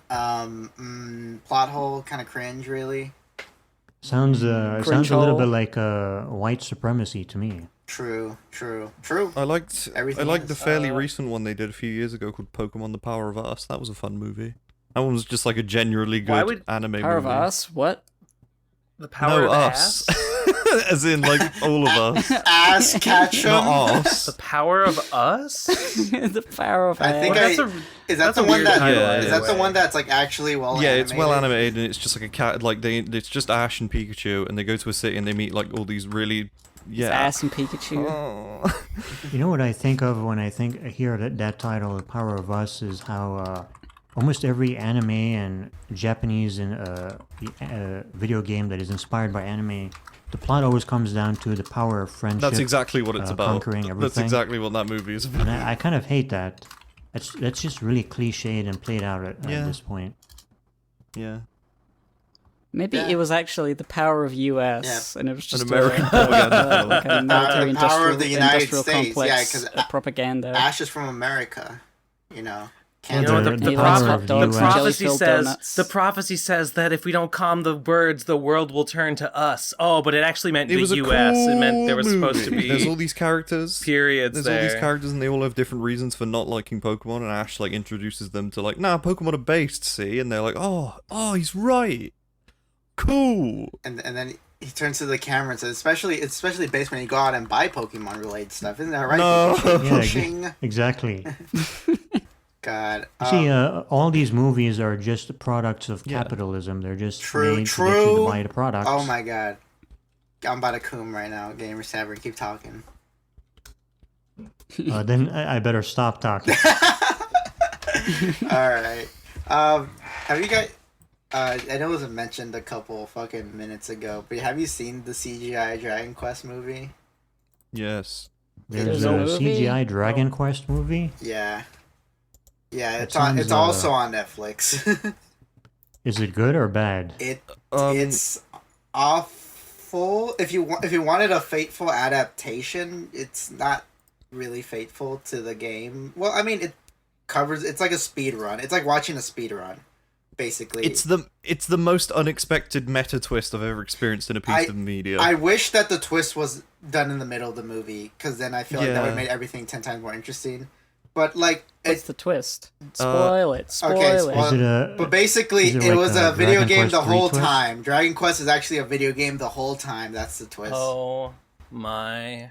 Oh, so Actually, they so basically what they do is that, like, they just tell the whole story of that specific Dragon Quest game, and then right at the end, like, the final boss is about to show up, like, oh, I'm summoning my master through this portal, and then our protagonist, who has his chosen one son, like, throws their, like, sword of destiny to the fucking portal, and it stops the final boss, and then out of nowhere, the game freezes, and only our protagonist moves, and this, like, weird-looking, like, virus guy shows up, and he says, yeah, this whole thing has been a simulation the whole time. You're at some sort of, like, Dragon Quest theme amusement park, and I'm a virus created by a troll, and I just came here to tell you. It became the Digimon movie. Yeah, I like this better when it was called Space Funeral. And and the virus basically says, like, yeah, so anyway, I just want to tell you, Dragon Quest is kind of gay and lame, and you're a loser for playing this game.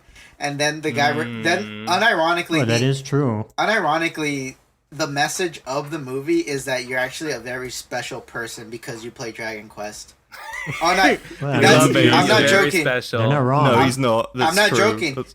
Because like this flashback happens at the end of the movie, at this part of the movie, because he remembers that, like, oh, I love my fucking video game, because you have a wife in the game, right? That Me that too. You marry. Like, oh, I love my video game wife. I love my video game children. Even though in the movie he has played the same game like multiple times, he has played every like remake version of this game, and now he's like in the little simulation for an amusement park.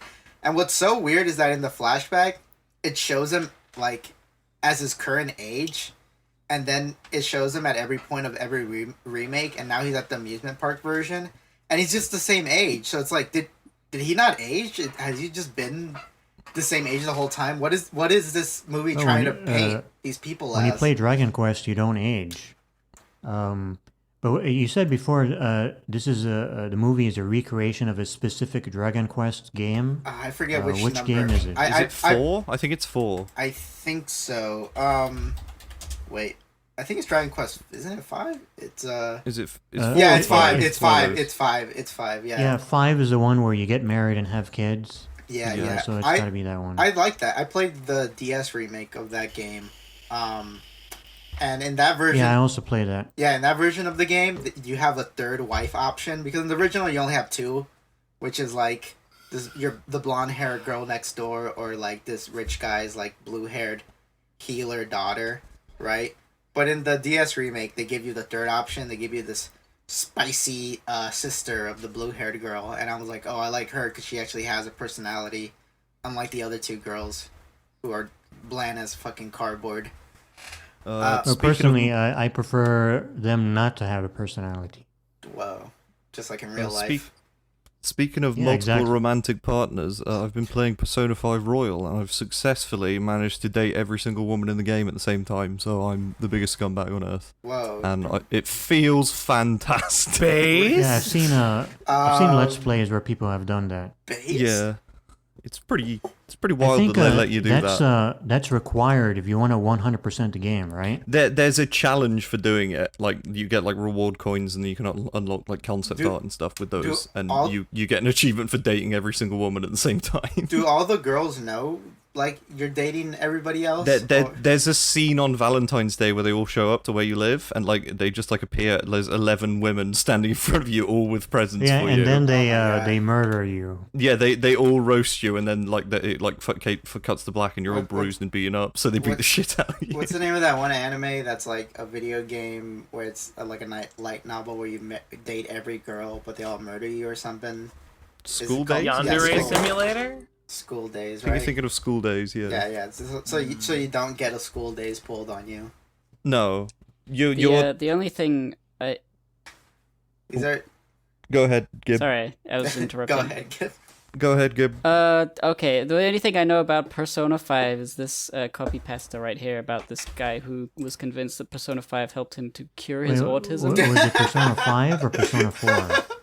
Oh god. I think 5. it's 5. It's I've got been that playing picture 5. of that guy. Yeah, that's 5. Well, I would think say the Perso- opposite. Yeah, I was going to say the opposite. I think Persona causes autism, doesn't cure it. I know. That's why this is really funny. It is a funny copy This pasta. This guy is clearly doing very autistic things, but believes that they are acting similar to the main character in a way that their life is being improved by copying what he's doing. He makes a social link chart of all the people he knows in real life. Well, if That's he's amazing. he's getting better, then I guess that's good for him. I hear people. I don't think he is. I think people actually do like social. Well, like not a social link chart, but I think people who like are all about networking have like Excel sheets of like everyone they know with their like business number or whatnot, but also have like a little fact about the last time they talked to them, like, oh, they had a dog, so if I see them again, I'll ask them about their dog or something. They have So a you mean, level. the people that are really successful in business are all autistic. True. True. 100%. He says, I'm pretty far in my social link with the girls in the apartment next door. Probably 6 or 7 with both of them. I left a calling card too, like in the game, to let them know I was going to steal their hearts. Oh god. How do you know this? How do you know this isn't a joke? Because it's on 4chan, so it's true. That's the funny thing about the 4chan. I want to You believe can it's true. You can believe it whether or not. I like the one green text story about the guy who has a pocket watch. Like he's at a bar, and then a guy comes up to him, like kind of like doing like small little snickering, like, hey buddy, you got the time? And he pulls out his pocket watch, and then he turns around to his group of table and says, oh, I was right, it was a pocket watch. And then everyone laughs at him, and then he ends as a green text story saying, why does everyone hate pocket watches?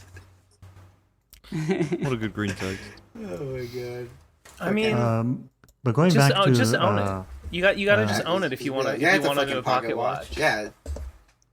But about the Dragon Quest movie, that plot twist reminds me of this is spoilers for Star Ocean 3, but near the end of Star Ocean 3, they revealed that the entire universe of Star Ocean takes place in a video game. And I remember at the time when this plot twist happened, everybody hated it because there was Star Oceans 1 and 2, and there was all this lore built up. And then 3 came along and said, all that lore is basically fake because it doesn't exist. So does it imply that all the other Star Oceans also take place in a video game? Yeah, because That's the third one interesting. is, it's in the same universe as the first 2. It's a sequel. I was gonna say either they're all in a video game, or maybe it would be a little cool if there was one like that, but instead of like, oh, all the games are in a video game, it's like, no, just this one is a video game that exists in I'm the pretty sure universe it of was, all the other games. I'm pretty It's like sure Metal Gear it's all Solid of 2. them because Yeah, like Metal Gear the Solid Star 2. Ocean has its like history. Instead of using the regular date system, they use like SD or Star Date, I think. I'm not sure if it's Star Date, but they have a timeline. But the cool thing is when your characters discover this at the end of Star Ocean 3, they eventually leave the video game world and they go into the real world and they fight the developers of the game. You're joking. And Awesome. I think they killed them. Yeah, You're fucking joking. Yeah, That really happened. yeah. But the thing is, the developers Does have the game like end immediately when you do that? the developers in the game have like godlike superpowers. They gave they gave themselves those powers with their Video game game development magic. skills. Yeah, they Yeah, do. exactly. They do this twist in Simpsons, the video game. 'Cause, Yeah. Yeah, they have to go fight Matt Groening before they fight God. Like Matt Groening's like You mean second to the last Simpsons boss. arcade? No, the Simpsons arcade game? The one that came out for Xbox and PS3, Simpsons the video game. The one that has like fully animated cutscenes. It's just called The Simpsons game. It's the Yeah. EA one. Well, there's a ton of games just called the Simpsons game. Okay, well the one that was like came out like the last was- Simpsons video game. I'm pretty sure there was no other game made after this one. That was the last one. Yeah, I'm pretty sure. I think 'Cause, so. There's Simpsons games for the Super Nintendo, Oh, the God. Sega Genesis. No, you- the Yeah, I arcade. don't know that old shit. I'm talking Look. about the Xbox 360. Look, baby. not- the Xbox 360. Look, you fucking boomer fuck! It's called The Simpsons the game for. PS3 or Xbox. And it's not great. And there's also a Simpsons Hit and Run, I think. Xbox 360. That's my one. That's on Everybody PS2. knows Hit and Run. Yeah, everyone knows Hit and Run. Nobody cares Is about there the only Simpsons one Hit game and Run, 'cause it's or bad. is there multiple? Is the Simpsons game the one that has the Spore guy in it? Yeah. Yeah. Will Wright. Yeah, he's like a boss in one of the levels. Yeah, I have seen those cutscenes. But that sounds pretty cool. Matt Groening summons... Isn't it like a GTA, or is that... No, that's is it Hit and just Run. Sort of a platformer? Well, there's like roaming around sort of game. Springfield is like the hub world, and you can just roam around and walk around, but you go to different places to activate levels.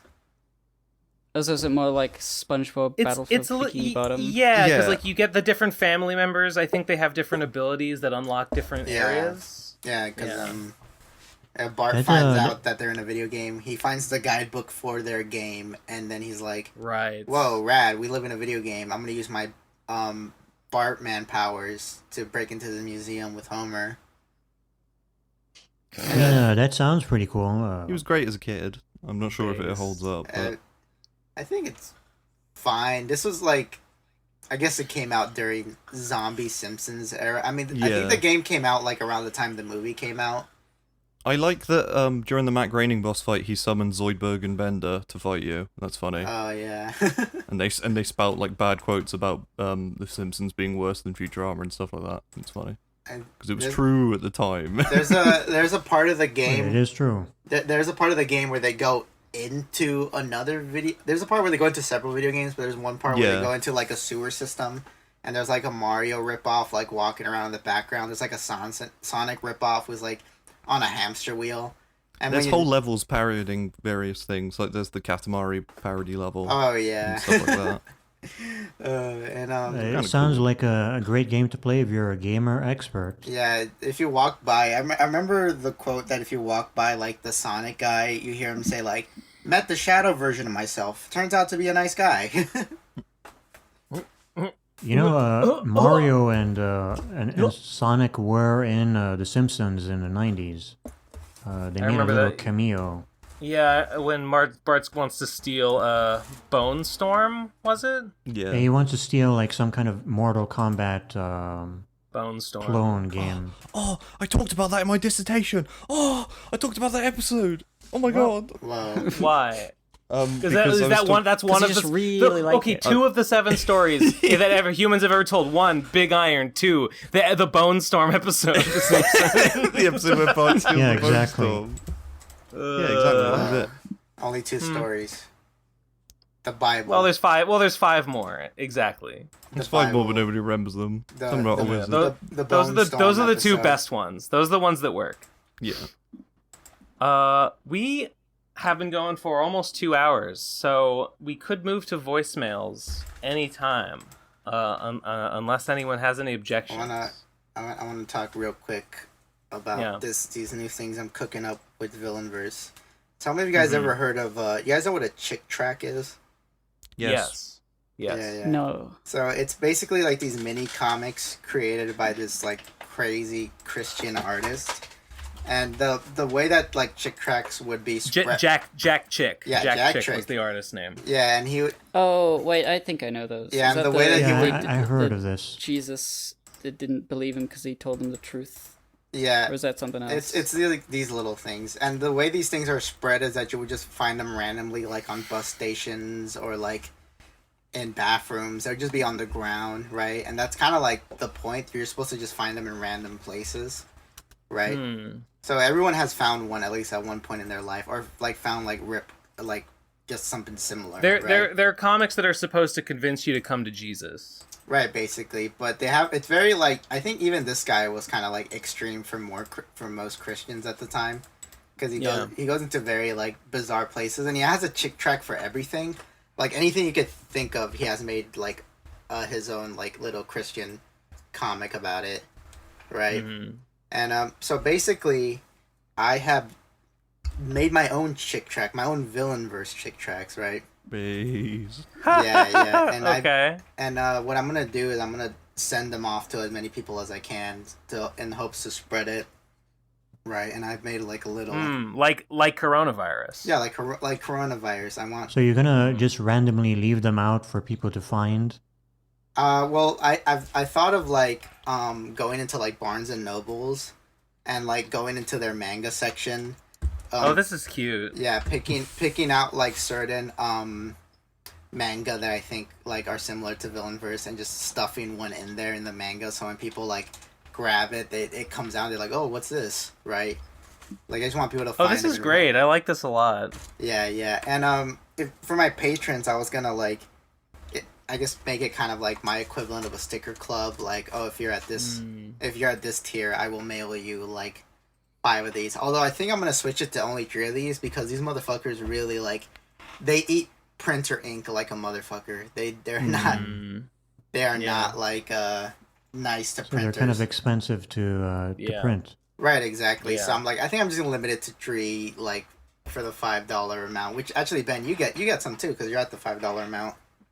Oh yeah. Yeah. So could you? I mean, could you photocopy them instead of printing them? Is that an option? yeah. Doesn't photocopying also use ink? No. Really? Yes. What about a laser Depends. printer? Oh man, my printer is fucking ancient. How does a photocopier not use ink? Yeah. What is on the paper then? Yeah. Something. I don't know. Something else. Nah, it uses ink. It's Nah, got- it does you're not. being silly. It does not. What It does does it- not. It's not like a receipt printer from a Well, shop. I know. It uses maybe a different kind of ink, but it surely uses something.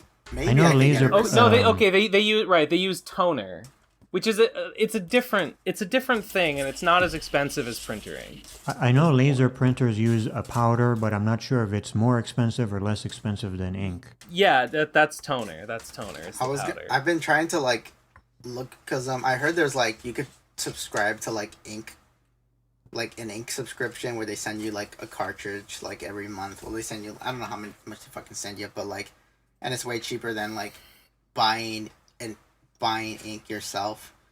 And I tried to look for a subscription, and I think I found one, and I typed in what type of printer I have, and they're all like, "Yeah, your printer's not eligible for this subscription," and I'm like, "Oh fuck." Just buy a load of pens and then pour all the ink into the top of your printer and it'll work. Oh yeah, just like a cartoon. Yeah. I think what I was gonna do. Just buy a bunch of pens and draw it individually each time. Oh, Yeah, just trace it. what am I, a fucking cartoonist? I ain't doing that shit.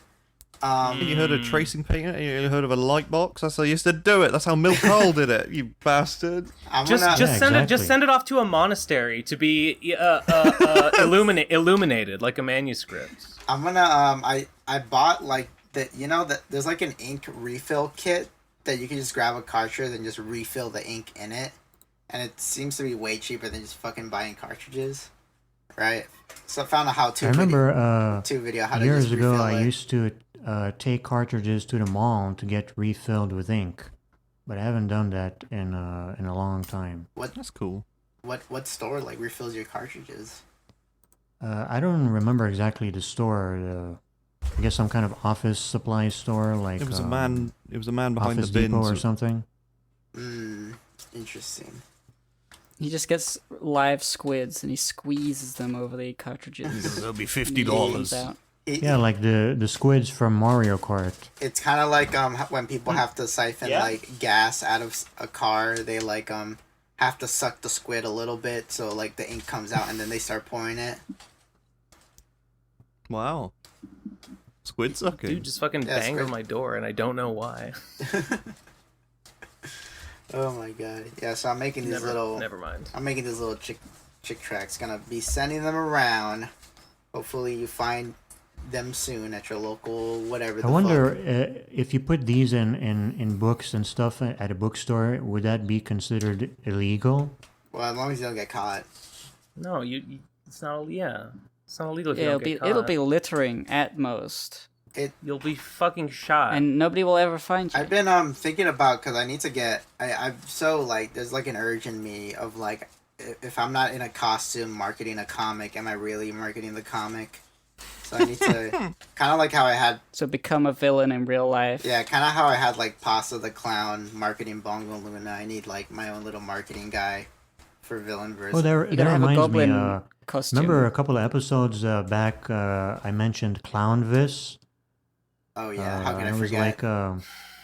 I was like, it's too bad Cheesy isn't here to see to appreciate this clown Elvis costume thing. Oh, I follow him on Instagram now. You should. You should. Did you find get out like about him from Gamerstavern? Yeah, I found it out from that episode. I think one of my friends commented on that episode saying like, "Oh, you guys talking about Columbus and Cheesy's not on?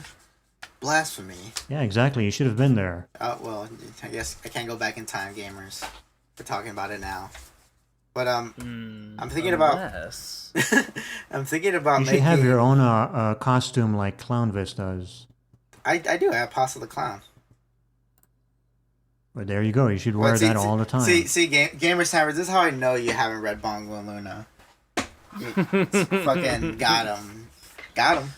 Are you sure you got me?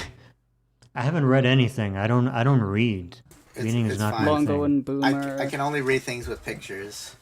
I can't read any fucking book. I can't Yeah, read words. I can only read things with moving pictures and sound. The only things I read are like And- little and dialogue button boxes in prompts. RPG games. That's Yeah, the most I read. exactly. Yeah, if anything beyond that, a little too complicated for my little brain. But yeah, I'm just gonna fucking sneak these bad boys into everything. And I was thinking about making like a fucking costume, like a villain marketer. You who just would, gotta like, you gotta lower costs. You gotta lower printing costs by any means necessary. yeah.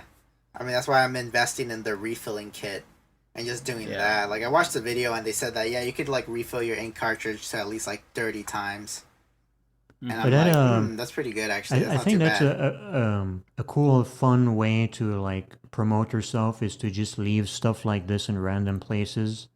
Like just go to a table in a courtyard somewhere and just leave this stuff on the table, and somebody's gonna find it. I really just like making like kind of video content for marketing. I was thinking about I dress up as like some sort. I make like a mask, right, and I wear like a suit, and I stand in front of like grocery stores giving out these little chick tracts, right, trying to convert people to the villain, and then my friend who's also in a villain costume will pop up and be like, "Yo, don't get your chick tracts from this guy. Get them from me. I'm the real villain marketer." Then we start fighting, and we literally try to beat each other up in front of like public, kind of like a Mega 64 thing where they just do like ridiculous ass shit in public. Yeah, and then people call the cops, and you kill one of the cops. Yes, exactly. If there's footage of me like in a villain mask getting arrested, that'd be pretty rad. That would go viral. That's what you gotta excellent content. do. Yeah, You gotta pull that thing with the Better Call Saul. You fucking do the thing where you get on the news because you climb up the sign. You fake to save saving whatever. someone. Yeah, but instead you fake killing someone. You keep throwing someone off of a billboard. I'm gonna get That's a on good top scene. of a fucking billboard in my neighborhood and spray paint it with Read Villainverse, and they'll be like, "What does this mean?" Well, as Ethan Ralph proved, the best content is filming somebody getting arrested. Base Ethan does it again. Oh my god, okay, I can't believe this, but you will never guess. Simmsy, you might know. You will I do. never guess I went who... You will never guess who responded to the Kickstarter message saying, "Hey, tell me where to send the Road to Radcon book." You will never guess who was like, "Here's where to send my Road to Radcon book." May. She's like, "Send it to my parents. Here's the address." I'm like, "Okay." I guess I will. The Gunt wife herself. She's back for the grave. She's back, and she wants. Wait, she wants sent her you that damn message? book. Well, yeah, because I sent out a message to everyone saying, like, if you paid this much, you get the book. And she did. She is a backer. She is a backer. She is a backer. Yeah. So she's entitled to it. That's the rules. I can't believe she wants it. That's so funny. I don't get it. But whatever. I mean, she still thinks she's friends with you, right? No, she blocked me because I tweeted that thing about how she doesn't like black people. Lamau. And I mean, where was the lie? I Where guess- was the lie? Well, no, it's an uncomfortable I- truth that she just can't cope with. So That does confuse me then. Like, what? Yeah. Why would she ever want to see that? I don't know. Maybe she'll just shit on it. I don't know. I hope so. I just don't. I don't Well, think she's there's obviously To I make don't- some there's- epic content. I don't think there's any. she's obviously there's a any big thought fan there. of the PCP. Maybe she. I mean, who isn't? Maybe she helped. Must be. Maybe she helped Trixie with the writing, and she wants to see, like, I want to read my part. The fruits of my labor? Perhaps. Perhaps. Am I not entitled to the fruit of my labor? That's true. All right, I feel like we should be getting on to voicemails soon. All right. What do you dudes think? Okay, Sure. sweet. Well, Yeah, I'm then good. I'm good. here's the first one. The first one, which I will post in general, If is called. Cyber Shell was here, this would go on for another couple of hours before we got to voicemail. Thank God that fucker is nowhere near this holy place. The first one is called "Is Water Wet?" 3, 2, 1, go. I'm gonna revive a dead meme here. Is water wet? No, that doesn't make any fucking sense. Wetness is a property that water applies to Yeah. other objects. It doesn't make any. It contradicts our human sensibilities. And the Yeah, if entire wet way is that we means it has identify water on properties it, then and water doesn't changes have in water on state it, so it's not wet. to say that water can be wet, right? It's like saying, can Well, fire you could be argue that burned? two molecules Or like, of water can salt have water be on them salted? each. No, that doesn't make any sense. It's like if they're touching. These How many properties holes only does a have human body meaning have? when Just they're do the many- juxtaposed with I something feel like angels I've opposite. seen a dance on the head of a Vsauce-esque pen. Yeah, he did video that. about water is wet, and it was actually interesting. This isn't interesting. Yeah, I get it. Okay, on a purely technical level, I understand. Thanks for the voicemail. Next one is called Ben Saint after Is he the learns... cup half full or half empty kind of thing? Ben Saint after he... Yeah, it's a semantic argument. Ben Saint after he learns there's 9,862... Is water a sandwich? Hot dog I hate, is a sandwich. I hate Hot that. dog is a That's- sandwich. I fucking hate the whole sandwich argument. I hate it so much. Water is a sandwich because it's each molecule God. is sandwiched between two other molecules of water. Yeah, precisely. Oh my god, I don't care. Ben Saint after he learns there's 9,862 frames of low rent witch made. Okay, 3, 2, 1, go.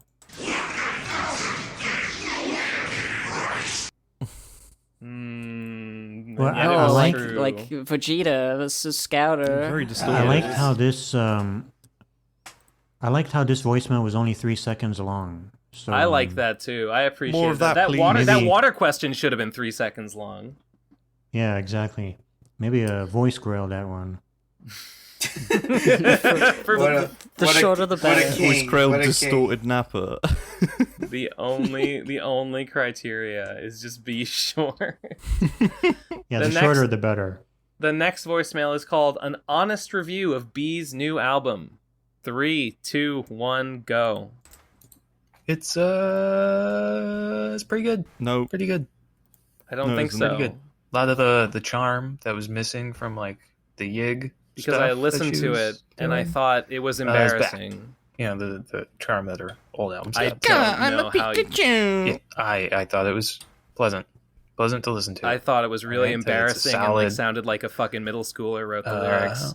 And she didn't write her own beats, a so solid there's 6.5 or 7 out of it's 10. like Six it's and like a something half. it's like something a high schooler I'm sure you might guys be a carried little on. proud of.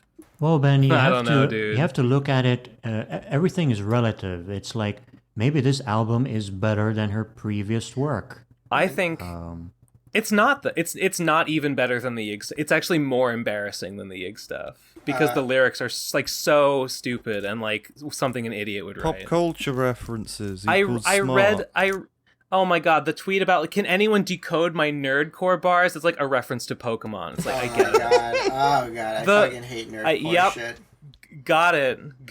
The Pikachu. I'm sorry. A functioning Well, adult should not write those Pikachu lyrics. I'm sorry. Like you should fucking be ashamed of yourself.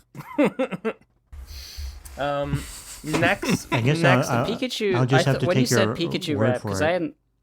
I hadn't heard the Pikachu rap. When you were talking about it earlier, I was just imagining like a rap, but it's like from the perspective of Pikachu, who could only say Pika and Chew. That would have been fun. Yeah, that'd be funny. That'd be nerdcore reference that you'd have to decode. That could be a funny novelty song that's like 30 seconds long. I want I did listen to a little bit. Is. I listened to a little bit of the Pikachu one, and it was quite shocking, you could say. Hey, someone get a picture of Anthony Fantano, turn his like yellow like shirt into purple, Photoshop Ben's face over Anthony Fantano. You can make him bald too, and in the background, add the cover art for B's last album, and then Nice. I didn't listen. But the caption, I didn't listen to the not whole good. thing. I didn't listen to the whole thing. I listened to the 2-track, the one about Pikachu and the one about how she spends all her money on weed, and I was just like, I don't know. I was like, Well, sounds like we I don't know, already know sounds about, sounds like shit. there was we some already know I about don't that. like That's it. just a fact. there was some lyric in one of the songs that was like a vague allusion to like burning bridges and throwing away her phone and losing all the contacts, which I thought was funny. Yeah. Just in the classic sense. I think that's the that's in one of the I heard that part. It's like, yep, true. I'm Next. disappointed the Pikachu song didn't have the excellent joke of like, hey, do you like Pokemon? Good, because I Pikachu in a shower. The rhymes are That like would've been literally good. like Dr. Seuss shit. It's like Dr. Seuss shit with like a little bit of like Swearing. a little bit of like changes the meter up a little, adds like an extra syllable here and there. There's some swearing. Like I'm not, That's it. you're right. Sure, yeah, sure. You should make a diss track, Ben, on Trixie. Do it. Well, If I think it's I safe think to- here's what I'll say. Here's how it's bad to the point that I think if I wrote a diss track, I think I could write bars about as good. So that's how bad it is. well, I'll take your word for it because obviously you're the #1 Yig Studio fan. True. Okay, next one Based. is called Additional Note on B's album, something I just noticed. 3, 2, 1, go. Oh, and the first track is titled "Dollars Falling Out of My Pockets," which I would personally like to believe is a reference to Ben Saint paying off her patrons Oh, in order to get them to unsubscribe. I doubt it. I doubt I think it Yeah, I just don't think is that's a an reference to allusion that. to losing the money out of her pocket. Yeah. Spending it all It's on gone. LOL. weed. I don't Additional- understand. I Additional don't note understand on- how she makes so much money from Patreon and Substack, and she's probably got like 2 subs to her OnlyFans, but whatever. And YouTube ad revenue, and gets an allowance from her mom on top of it. Parents just pay for everything, and still is broke, and has to fucking beg on Twitter and be like, "Guys, please buy my new album. It's actually good. I promise. I'm broke." And I don't. How do you even spend that much money Well, on weed? Ben, How do you do it? She already covered that in the first song. She spends it all on weed. She's probably buying it for the How whole do you family. do it? How do you do it? Damn, I haven't smoked So weed in it's a You not get hard, long just- overcharged time and you don't now know I what think you're doing, about it. probably. God damn. Okay, whatever. Next voicemail is called. Is it? I'll post it there. It's called MFV. Sorry, I just gotta take a second to load. Come on and load. Come on and. Okay. Here comes the 3. load. Here comes the load. 3, 2, 1, go. Hey guys, this is my first voicemail. Hope I'm doing it right. Yeah. This voicemail, You're killing it. I'm gonna tell a joke. It's my first time telling a joke, so I hope I do it. You can do right? it, buddy. What does the rat say when meeting another rat? Cheese to meet you. Cheese to meet you. Yay! You Cheese did to it. meet you. Cheese. That was Gamers the first- Tavern. Do you Yeah. approve? First, Yeah, it was pretty good. Yeah. But that was the first joke he ever told in his entire life. So I give him a lot of credit for that. Is this- we should have. Well we done, should young show man. Is- Here's to many more. I thought that was Gamers Tavern's message at first. I thought, like, why would he drop this joke here? He could have just said it on the podcast. He didn't know. He didn't know it was going to be on the episode. Yeah, I didn't know. Next one is called "Oh How the Best Have Fallen." 3 best is in quotes. 3, 2, 1, go. Nate calling a woman ugly over Twitter because she doesn't look like an anime character? I didn't expect that of him. I wonder what kind of audience that cultivates. A fucking based one. Based. This is I saw his tweet about the Faye Valentine actress who he called La Goblina. Oh no! And then his follow-up tweet was like, he was like, "We all knew this would happen." And Damn. Okay. I can't I believe. don't know. I can't believe Nate's a racist. Holy shit! It's just vague enough. I mean, I don't know what that means. I genuinely don't know what that means. Goblina or Goblino is like it's like a joke about mixed race people. No, there's no way that's what he meant.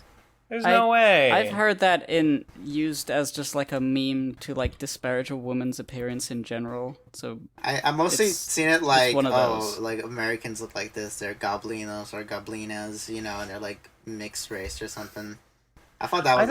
I remember seeing that joke like on Poll a lot, which I guess makes sense. Maybe he's just racist against women.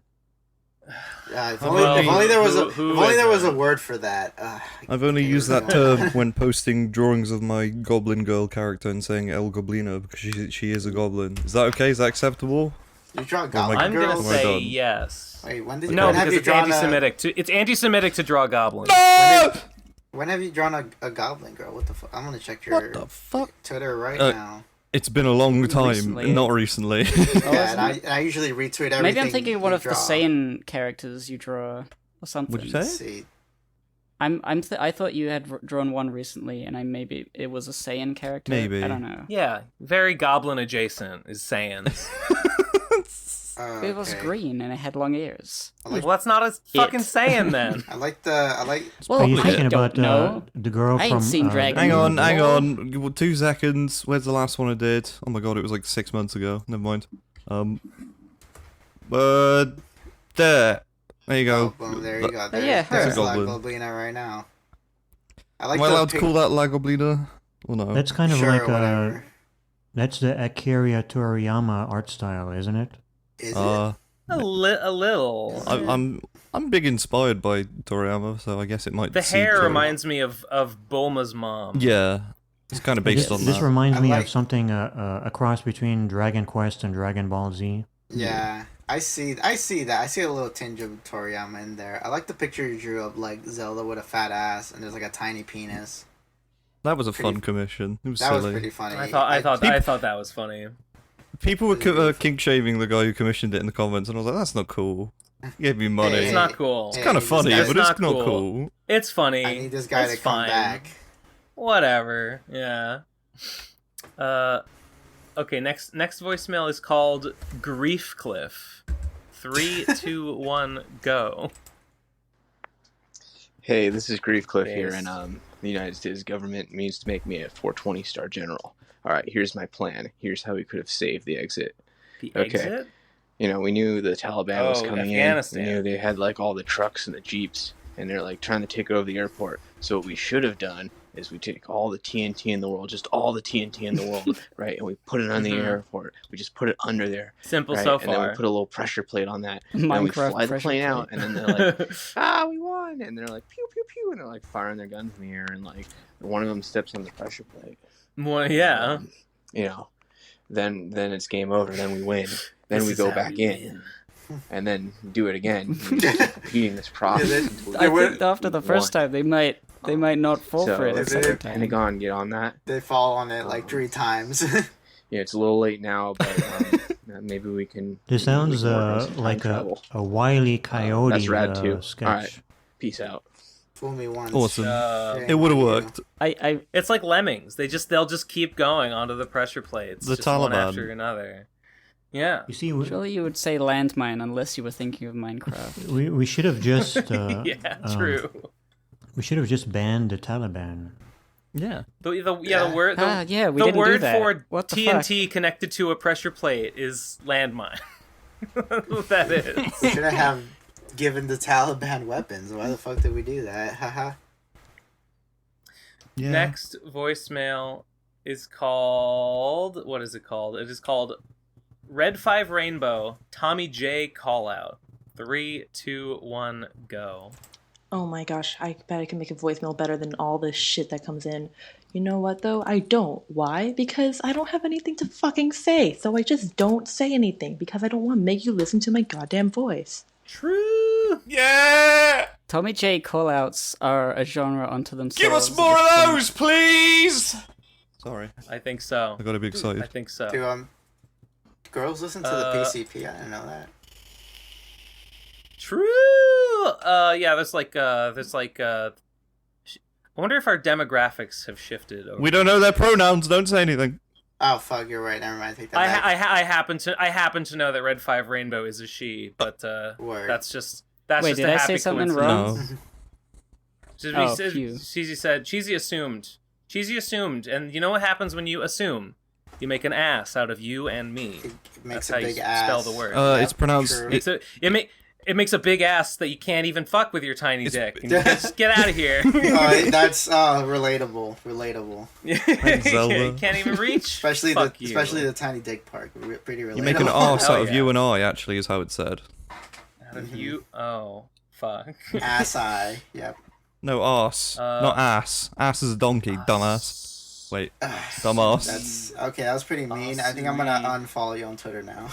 Do it. I'm not gonna do that. Yeah, you're not even gonna make a dent, I boy. would never. No, I would never do that. I would never do that. Next one is called Ben After Every Workout. Okay. Processing. There it is. Okay. 3, 2, 1, go. Get the pizza now! I mean, Yeah, that seems pretty accurate. Do you get the pizza now after every workout, Get Ben? hungry? I Okay, want to. You want to eat a pizza? That will ruin the point of the workout, wouldn't it? If you get a pizza. Is he calling me fat? This guy's calling me fat. He's calling you a pizza demon. No, he's calling calling you you a person who fat, gets the pizza now. Not if you. He's calling you fat with a PH. Not It's if you. compliment. If you degrease your pizza before It's a eating pizza it, with you're a not PH. fat. Fat with a pizza. I am fat though. I have to start working out again. I have to go to the fucking hardware store and buy new bolts because I stripped the bolts trying to Allen wrench my squat rack together. So that's a whole fucking thing that I gotta do. Thanks for asking. Just putting the squat rack together is a workout in and of itself. Yeah, only it was bad for me.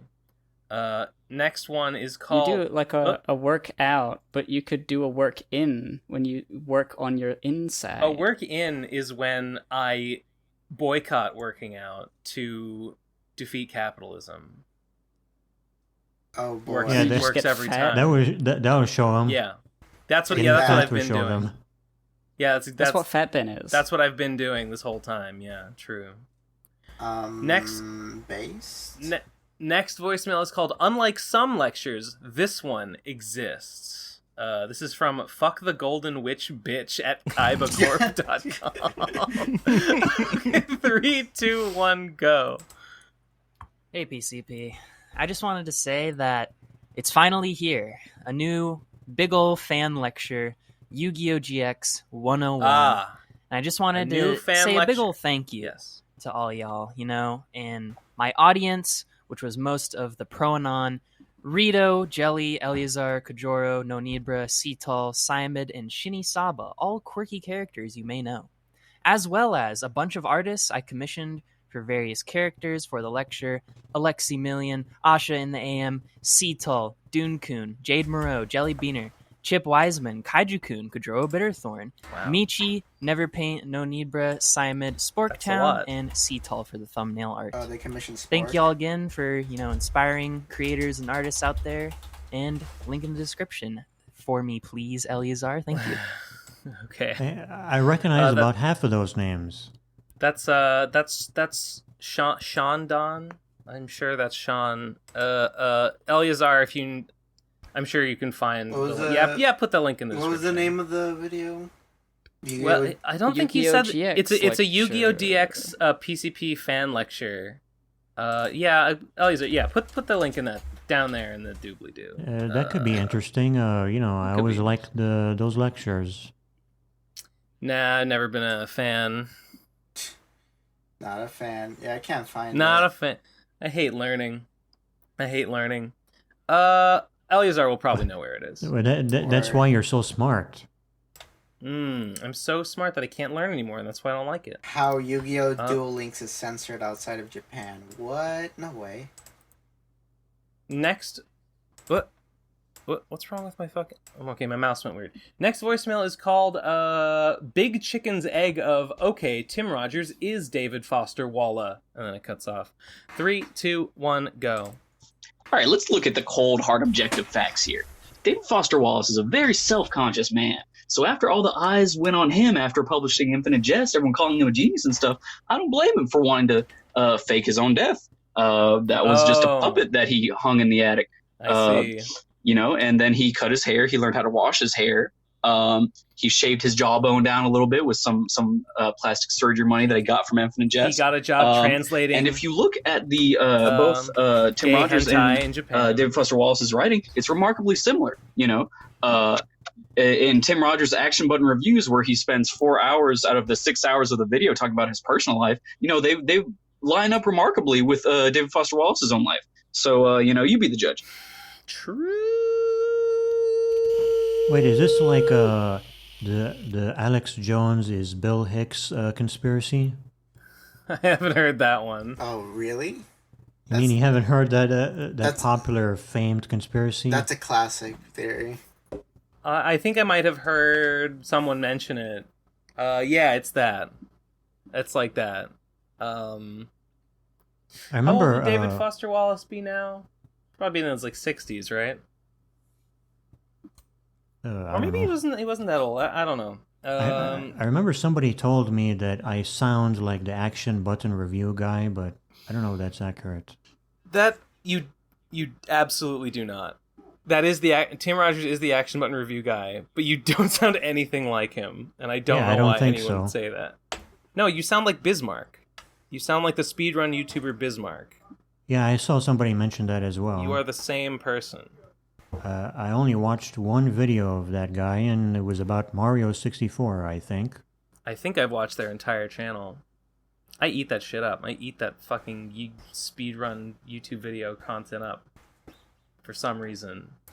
I'm a junkie. Yeah, that and the Ig Studio stuff. Those are your two main things. Yeah, true.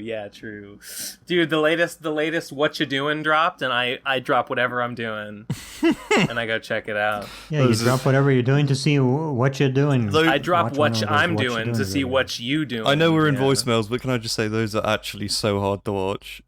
They're like... I watched, Gib, you mentioned one, and I wasn't gonna check it out, but I went and I looked and I watched the start where she literally can't fucking introduce herself, and Riley needs to she leaves it all tell her in, what to say.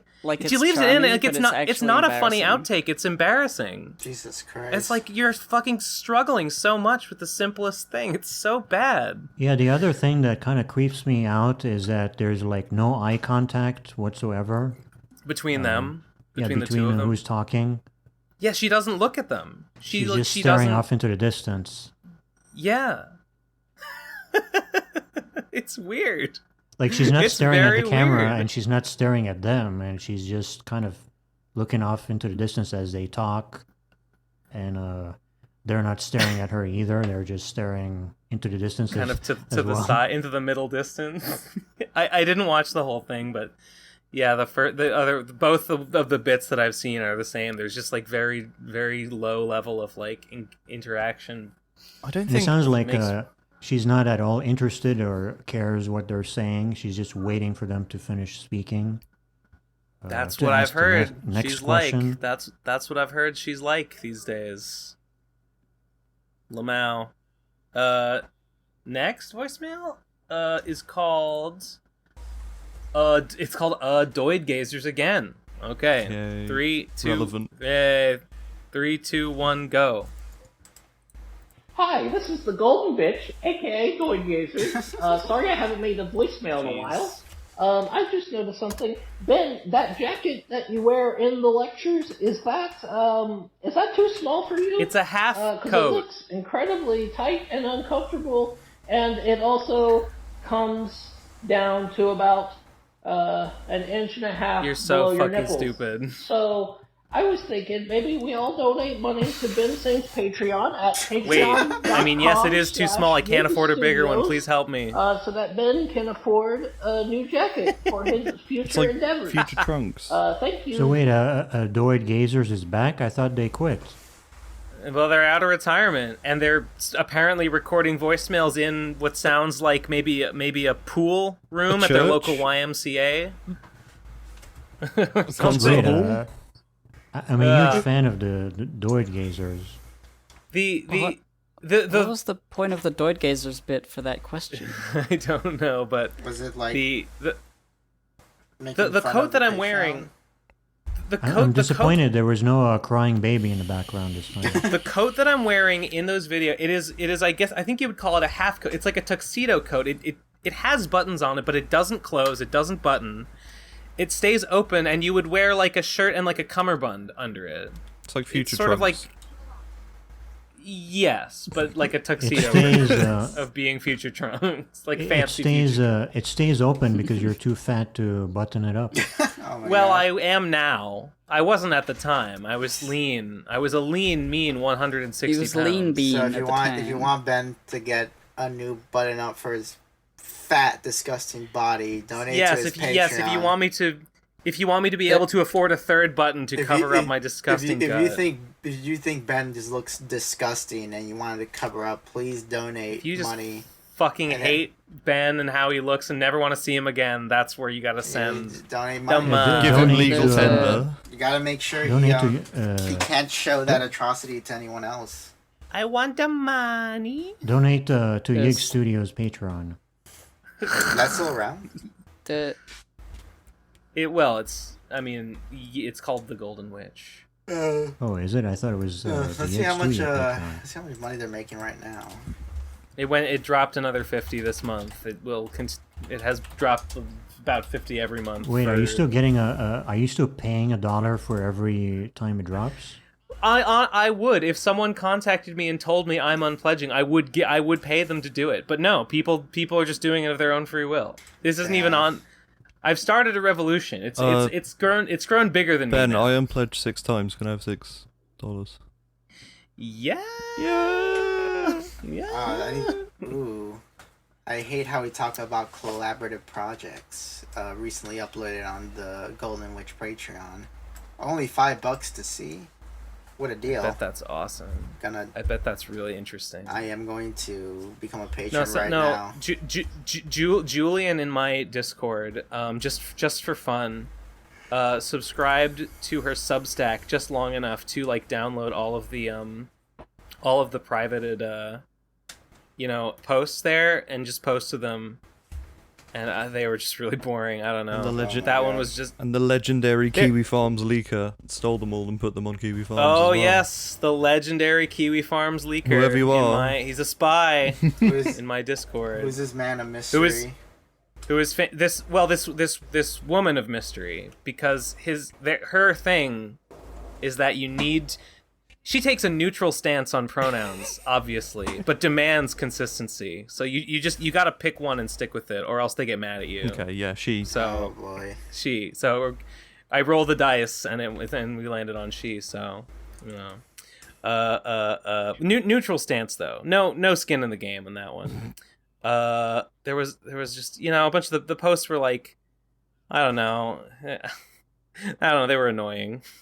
That one in particular was like, it was like, why do movies only get, why does everyone know the director of the movie and not all the other people that worked on the movie? It's like, there's too many people to talk about.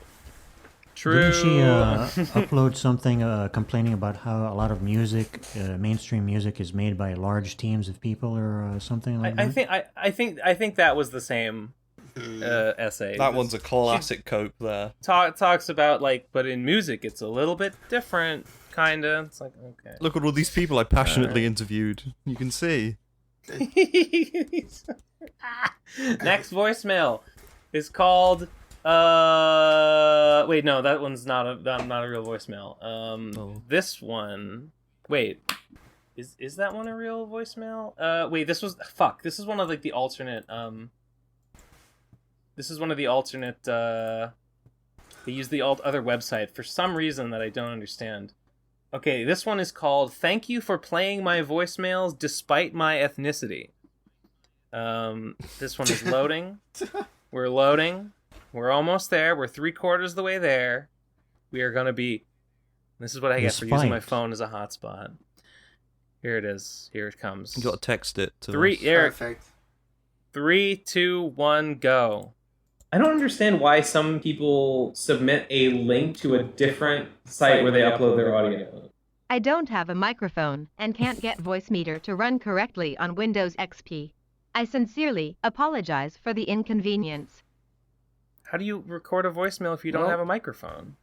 It's so Hey, cute. this Do you have a phone? This person still uses Windows XP, just like I was doing a couple of years back. Oh, this person must be doing... They must not be recording. They're synthesizing it with their fucking voice modulator, text-to-speech. Yeah, that wasn't a real voice, Ben. Yeah, no one sounds like that. Okay, but it's not every voicemail that uses the other website is like that. But maybe for this person, that's why. I guess that makes sense. They hired Siri for this one. The next voicemail is called "Hype Me Up." Hype me up. Please do. Sorry, it's loading. Oh, please, I really. Is this related to the hype? We're bleeding video hype. That We're Nate put bleeding out? hype. Please, here we go. Here we go. Here we go. I'm getting hype. Okay, 3, 2, 1, go. Hey fellas, if it's not too much of a spoiler to ask, what are you guys' projects after you're done with what you're doing now? I think Gib's still working on a lot of Ghosts, and Ben's definitely still working on that game. Yeah. And I would like to know so I can get excited about those, because currently the projects are reference to like a fucking Discord forum game that I don't play, like pony reviews I didn't watch and shit. Yeah, I'm gonna do a pony review next. I can really get hyped about that shit, but the new stuff. I think the thing that I'm gonna do, I'm not gonna start anything new.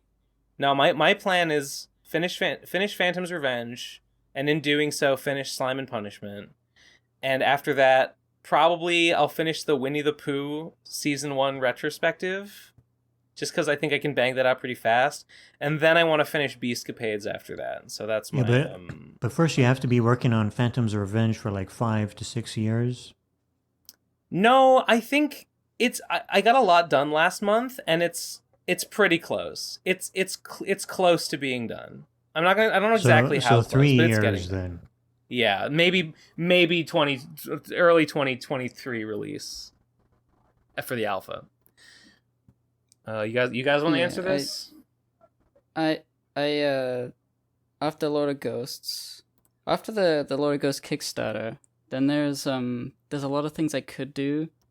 There's my secret project, which will be the hypest of all of them, I think. Once I release that, once I announce what that is, people will be like, "Oh, wow."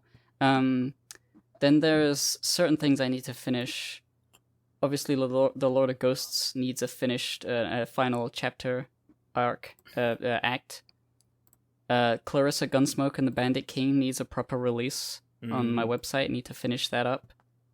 There's another small comic that I was going to do for the Kato anthology that I didn't finish in time. I could finish that.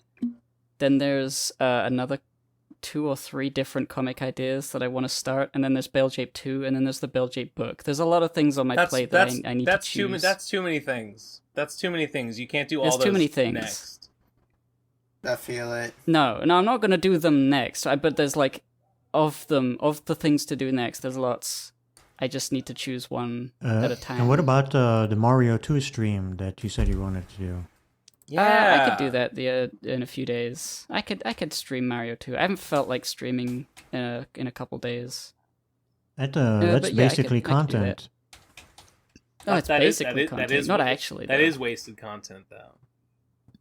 If you're not streaming, you should be screaming. There's money. Yeah, precisely. Sitting alone, not streaming, screaming you should about be streaming out yourself the window. screaming. Yeah, and eating ice cream on top of it. That's scary games. Like all everybody you see on a YouTube video or a stream, they're not screaming because they're streaming. As soon as they hit, as soon as they turn it off, go they start live. screaming. It's like, I can't believe I'm not monetizing this. You're either screaming or creaming. There's never an in between. Or both. Scream creamer. Well, if you're streaming, then you're creaming. Willie. Cheeming. Next voicemail is called more Bale Jape type stuff. Ugh, 1:30. All right, I'll give it a chance. 3, 2, 1, go.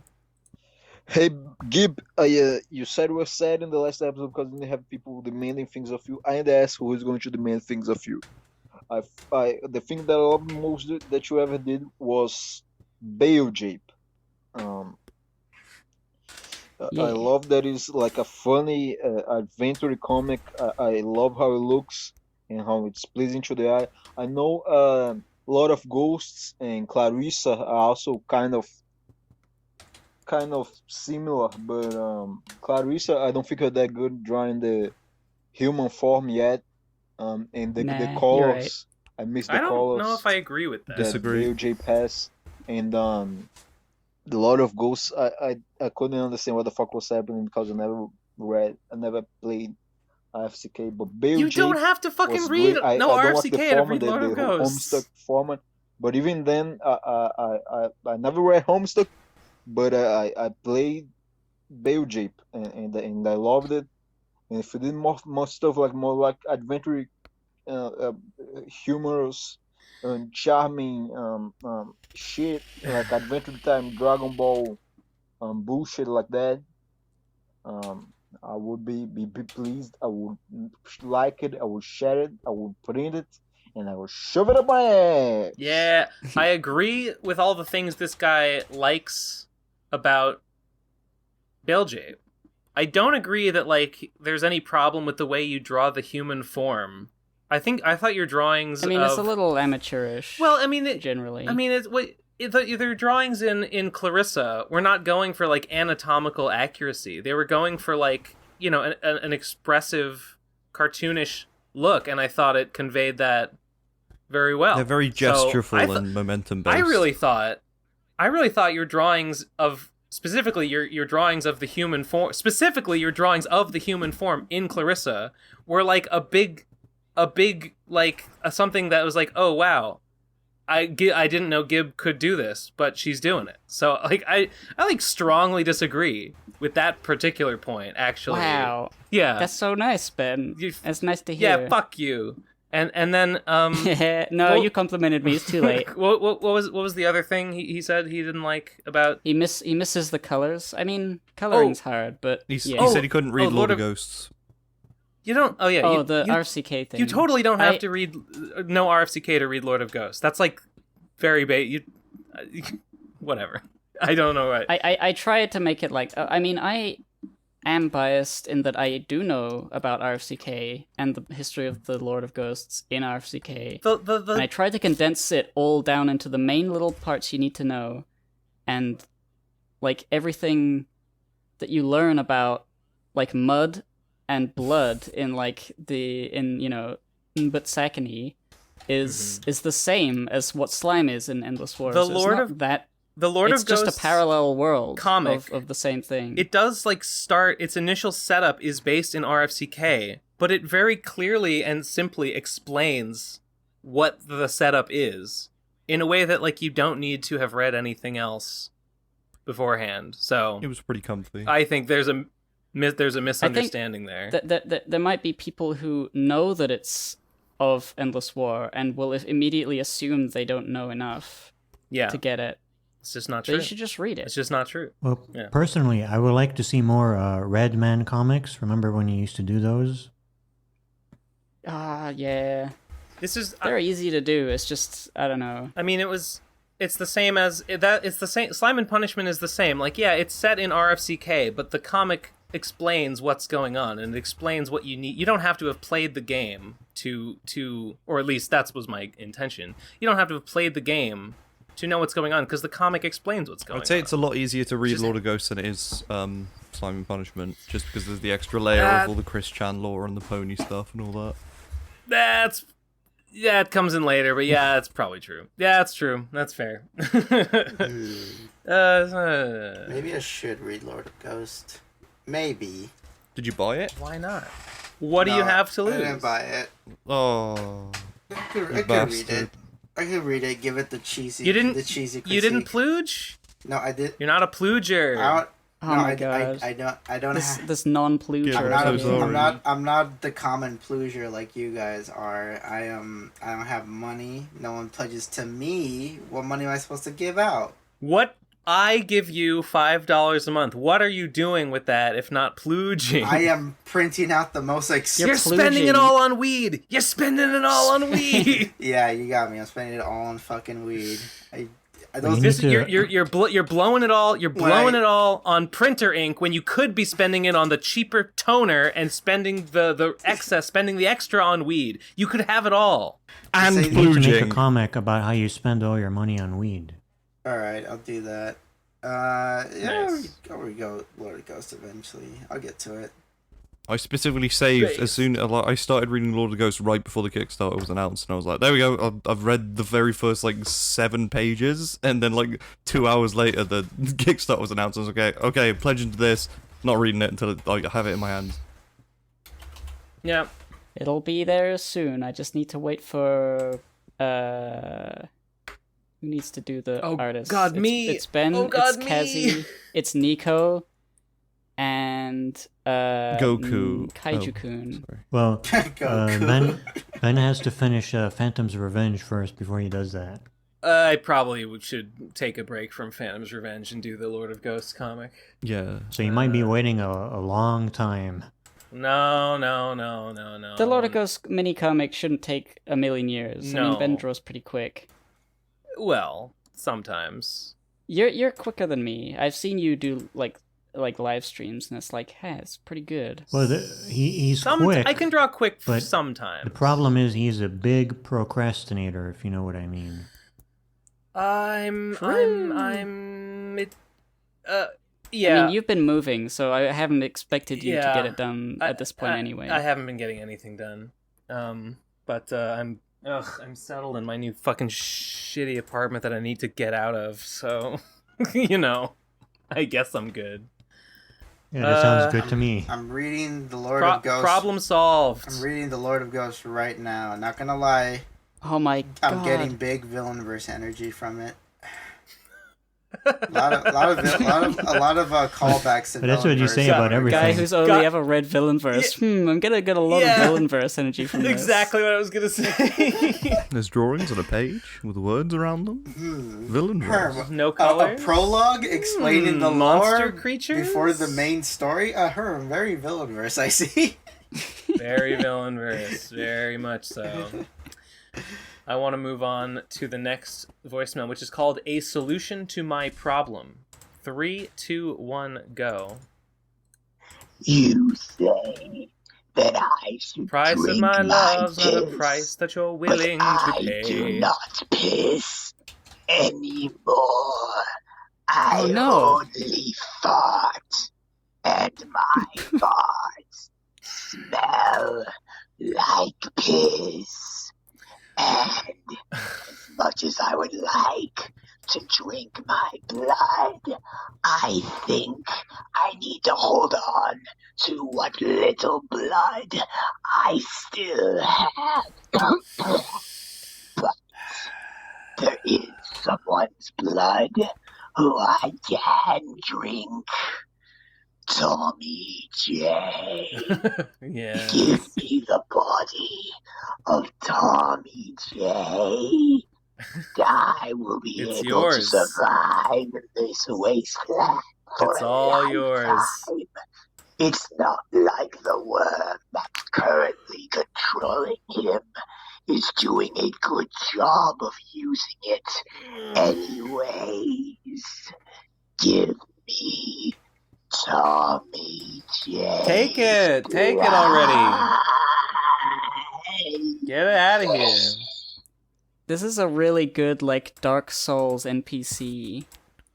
He's got, like, the slow speaking and the grossness. A Dark Souls NPC would be... Tommy J. I love how there's all this lore, deep lore, that's exclusive to the voicemails that nobody's going to listen to. I'm getting a lot of... Everyone loves the voicemails. Some people only listen to the voicemails. I'm getting a lot of, like, Villainverse vibe from this voicemail, I'm not gonna lie. Yeah, true. Pretty big me too. Villainverse vibe, yeah. Yeah, you know... Tommy... I couldn't see it with Lord of Ghosts, but with Tommy J, I could see Tommy it. J is... Tommy J is pretty high up. He's pretty high up on the villain index. Yeah, true. He's high on that fucking ranking. Not gonna lie. Tommy J, infamous villain. Okay, that's the last time I'm ready. Has a lot of Villainverse vibe? something else that has a lot of Villainverse energy is No More Heroes 1 through 3. What? You cut out. Fuck. No More Heroes. That has a lot of Villainverse energy. Yeah, I bet it does. I've never. I gotta play that. I'll probably say that while I'm reading Villainverse. Getting a lot of Villainverse vibes. Villainverse Chapter 2 has a lot of Villainverse Chapter 1 energy. You think the author of this has read Villainverse? I wanna. If it does, I'll add it to my Villainverse playlist on YouTube, which is just a collection of things that just give me Villainverse energy. Next. Yeah, which is everything. Yeah. Next voicemail. It's just stuff. Just Next random voicemail stuff, yeah. is called "Good Internet Aliases." 3, 2, 1, go. Last week, Based Aldai left a voicemail asking, what are your favorite internet aliases from people in the PCP or PCP adjacent communities? And you didn't even give a single one, fucking noobheimers. There's definitely some names that have stuck out to me as exceptional because they're either, they roll off the tongue, look cool written, are entirely unique to themselves, or just sound fucking cool. For starters, Gib and Take. Not to be a kiss ass, but that's a solid name. Good pun, fun to say, and Gib is even better. 3 letters, 1 syllable, yet wholly original, plus satisfying to say. True.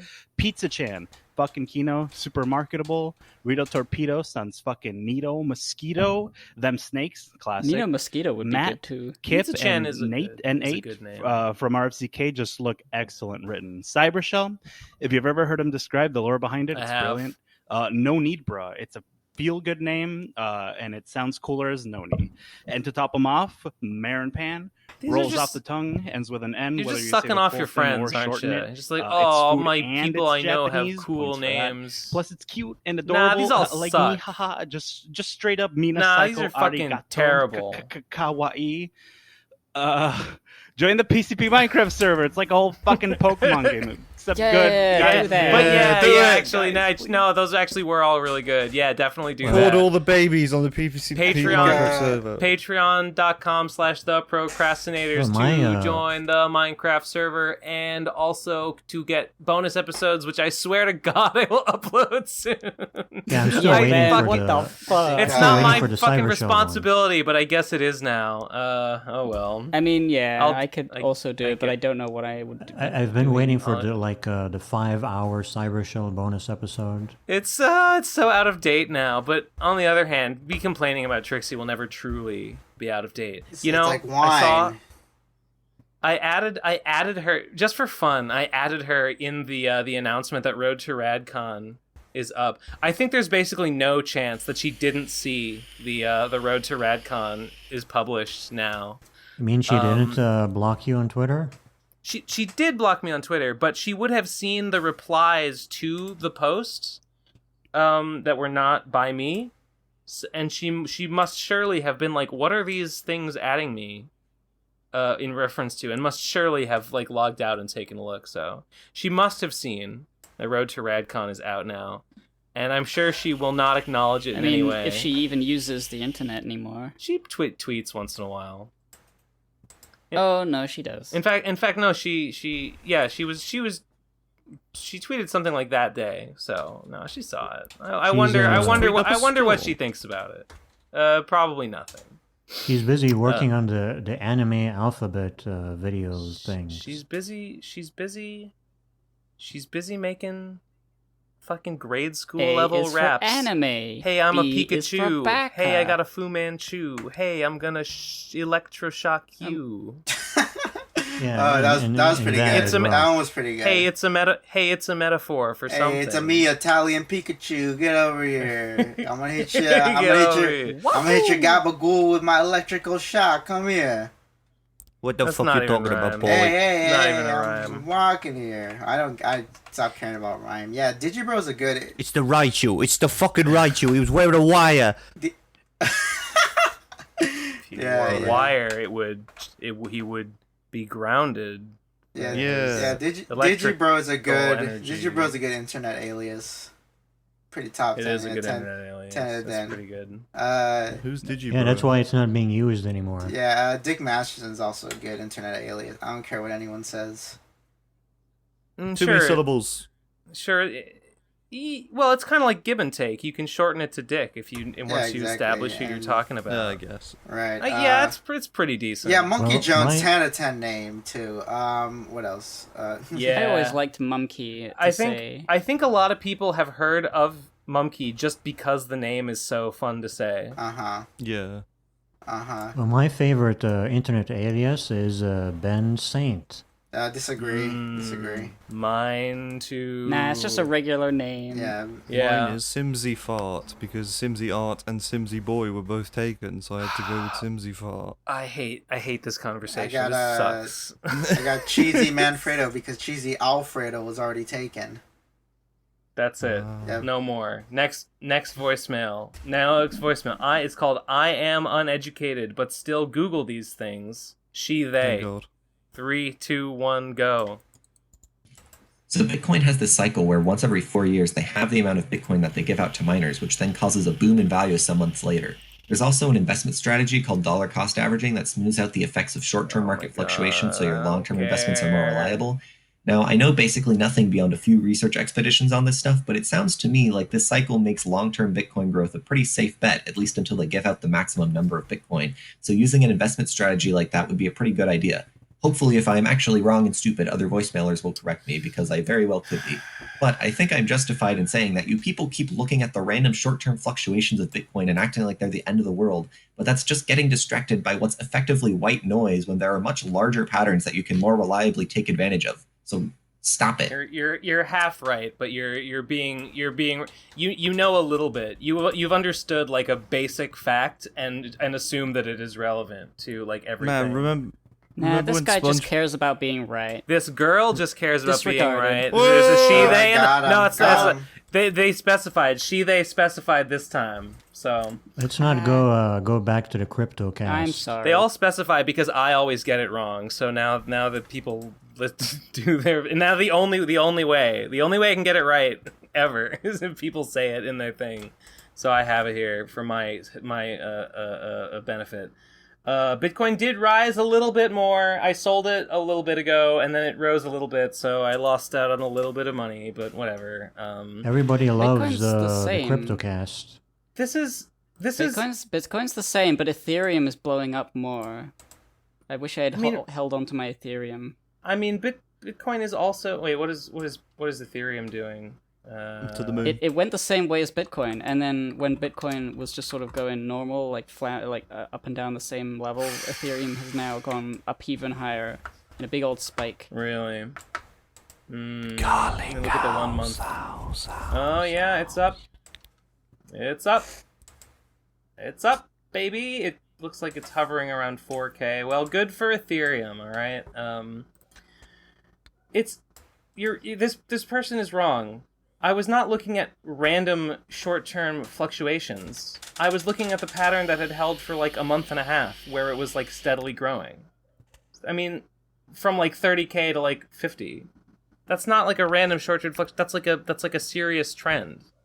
I mean, I understand that like you might think that in the long term it goes even higher, but at the same time, say you're like, oh, I'm gonna buy Bitcoin in the hopes that it's gonna go to 100K. Well, sure. When do you buy? Do you buy when it's 50? If you think it's gonna go down to 30, then you can get like 50% more of a return if you wait for it to go down to 30 before you buy. I don't know. I think this is a... Well, what I learned is that the exact wrong people to find this information about are the people on Reddit, the Bitcoin Reddit section. Yeah. Because everybody on there is always extremely optimistic. Yeah, they're like, they're all true believers. Yeah, they're all like, it's going to be 100K in the next week or so, and then it like dropped to 46K. Yeah, so. everybody who like spends time on the subreddit is like a fucking Muskite. Like, oh, it solves the general problem. Nothing in history has ever solved the general problem before. It's fucking too many woke generals. We could have just like socialism. No thanks. All we needed to do to solve poverty was just if everyone had invested in Bitcoin when it was new, then we'd all be rich now. If you look at the posting history. Every single time Bitcoin goes up just a little bit, they're like, it's going to hit 100K this month, and then it doesn't. It's just an endless cycle of that over and over. Yeah, I've never looked into anything about Bitcoin. I just look at the number. I just look at the graph on Coinbase, and I'm like, I'll just assume things. More like Cringe. It's worked out sometimes. Well, that's what I was doing originally, but then I went to the subreddits to see if I could one-up things, and then I realized that doesn't work. It's better just to look at the numbers, honestly, because that's what everybody else is doing. I mean, fucking... I thought they had secret knowledge, but they don't. I mean, why would they be giving it out if they had secret knowledge? They'd just be using it to get as much as possible. Look, I looked at the pattern. I looked at okay, earlier in the year, it hit its biggest spike ever, and then it kind of bounced down, and then it was going up again. And I looked at that, and I was like, there's two possibilities. One is that the first spike was just like an initial sort of spike that's just going to be like the tip of the iceberg of an even bigger spike that's coming. The second possibility is that was the spike, and that what we're seeing now is sort of like an echo. A smaller spike that's coming afterwards. And I was like, all right, if this is an echo bump, then it's, it's going to only go so high, and it's going to peter out, and I won't lose that much. Or no, and I might lose some. But if it's going to if this is like the tip of the iceberg and it's going to the moon, then if I don't invest something, I will lose so much. I will lose out like so hard. So I was like, I feel like the risks of not investing are higher than the risks of investing, and that's why I did it. And everyone is like, Ben, but you saw it go up, so you should know that next it goes down. Like, everyone's a critic. Everyone is a fucking critic. They think they're operating on a higher level. They're not. They're all Reddit level. They're all Reddit tier. When I go to like the tracking websites that have the graphs, I'll see articles that are like, oh, Bitcoin is bullish, but short term it's bearish. And then I look at the diagrams that supposedly demonstrate this, and it's literally just like they pick two random points on the diagram and draw a line between them, and then they'll be like, yeah, this is the trend. But then they'll pick two different points and be like, draw a line between them, and then be like, or this could be the trend. And then they'll just be like, yeah, it's one of these. And it's literally just like, pick 2 points and be like, is this the trend? I don't know. And that's, nobody actually knows what's going to happen. They just pretend like they do. Yeah, it's pretty much that. It's for suckers like me who are just going to just see the numbers, and then we see a thing that's like Bitcoin going to 100 by the end of the year, and it gives me FOMO, and I buy more. That's what it's for. It's basically just let the good times roll. It's it's a little more consistent, safer way of gambling your money. At the end of the day, because when you gamble at a casino, there's like no degree of predicting what's going to happen. But at least with this, you can predict a little bit, so it's a little safer than gambling. I think we have about 8 left to go, so let's move on. We've got the next voicemail is called Ben, it's your mother. YOU apostrophe RE mother. 3, 2, 1, go. Hello, Ben, it's your mother. I really want you to call me back one of these days. You know, I really worry about you. I can't have my little Ben Saint running around all That's what my across the mom calls country me. without his clean underwears or having his breakfast every morning. Please, Sounds Ben, like call me Dr. back Girlfriend. once you get this message. Don't worry, Mom. Also, I ate Baby found Bell. those I ate Baby dirty Bell for magazines breakfast. underneath your bed. Gross. I'm not gonna throw them out, but we need to talk about what you're reading. we truly Okay, don't. son. Goodbye. Oh, jeez. Well, that could have They gone found slime and punishment. yeah, they found the vapors under your bed. Like, Ben, we have to talk It sounded about this. exactly like the police officer from Germa's Dollhouse stream. That's the exact same voice. I said it. She sounds like Dr. Girlfriend from Venture Bros. True. Well, all those people are Ben's mom. Wow. Whoa, no way. Deep lore. Next one is called Hi Honey. 3, 2, 1, go. What would you do with a death note? Oh god. Type in list of all the billionaires in the world. Just go run it down. Yeah, and then realize that it doesn't have a typewriter. I would be. You have to write it. Man, I would be scared to do anything. I might honestly not do a single thing with it. Because I'm too much of a coward. Lame. To set shit. It is lame, but like, you're setting shit in motion. That like, who knows what the consequences of these are gonna be? Like, what if something bad happens? Do I want that on my shoulders? Well, bad things are gonna happen if you don't do anything. So it's kind of like it's part of it. Wouldn't the U.S.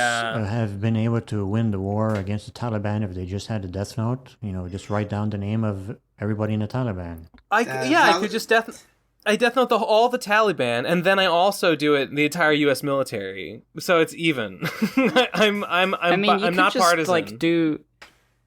You could just do it to like people who are old, and a heart attack would not be that out of the ordinary, so nobody would suspect anything. Why? I mean, it's a heart attack anyway. Why? You have to just like. Well, like get rid of Donald Trump. You don't have. Why does he need to be It doesn't there? have to we be don't a want heart, him to run It again. doesn't have to be a heart attack. I could come up with weird accidents. Or Can you write down in the Death Note "Get COVID" like about someone like so and so gets COVID? Get COVID and die. You definitely from it? can. Yeah, 100%. Well, COVID is already doing that. It's already killing a lot of the old people. No, but I would want it to kill specifically grifters, like right wing grifters.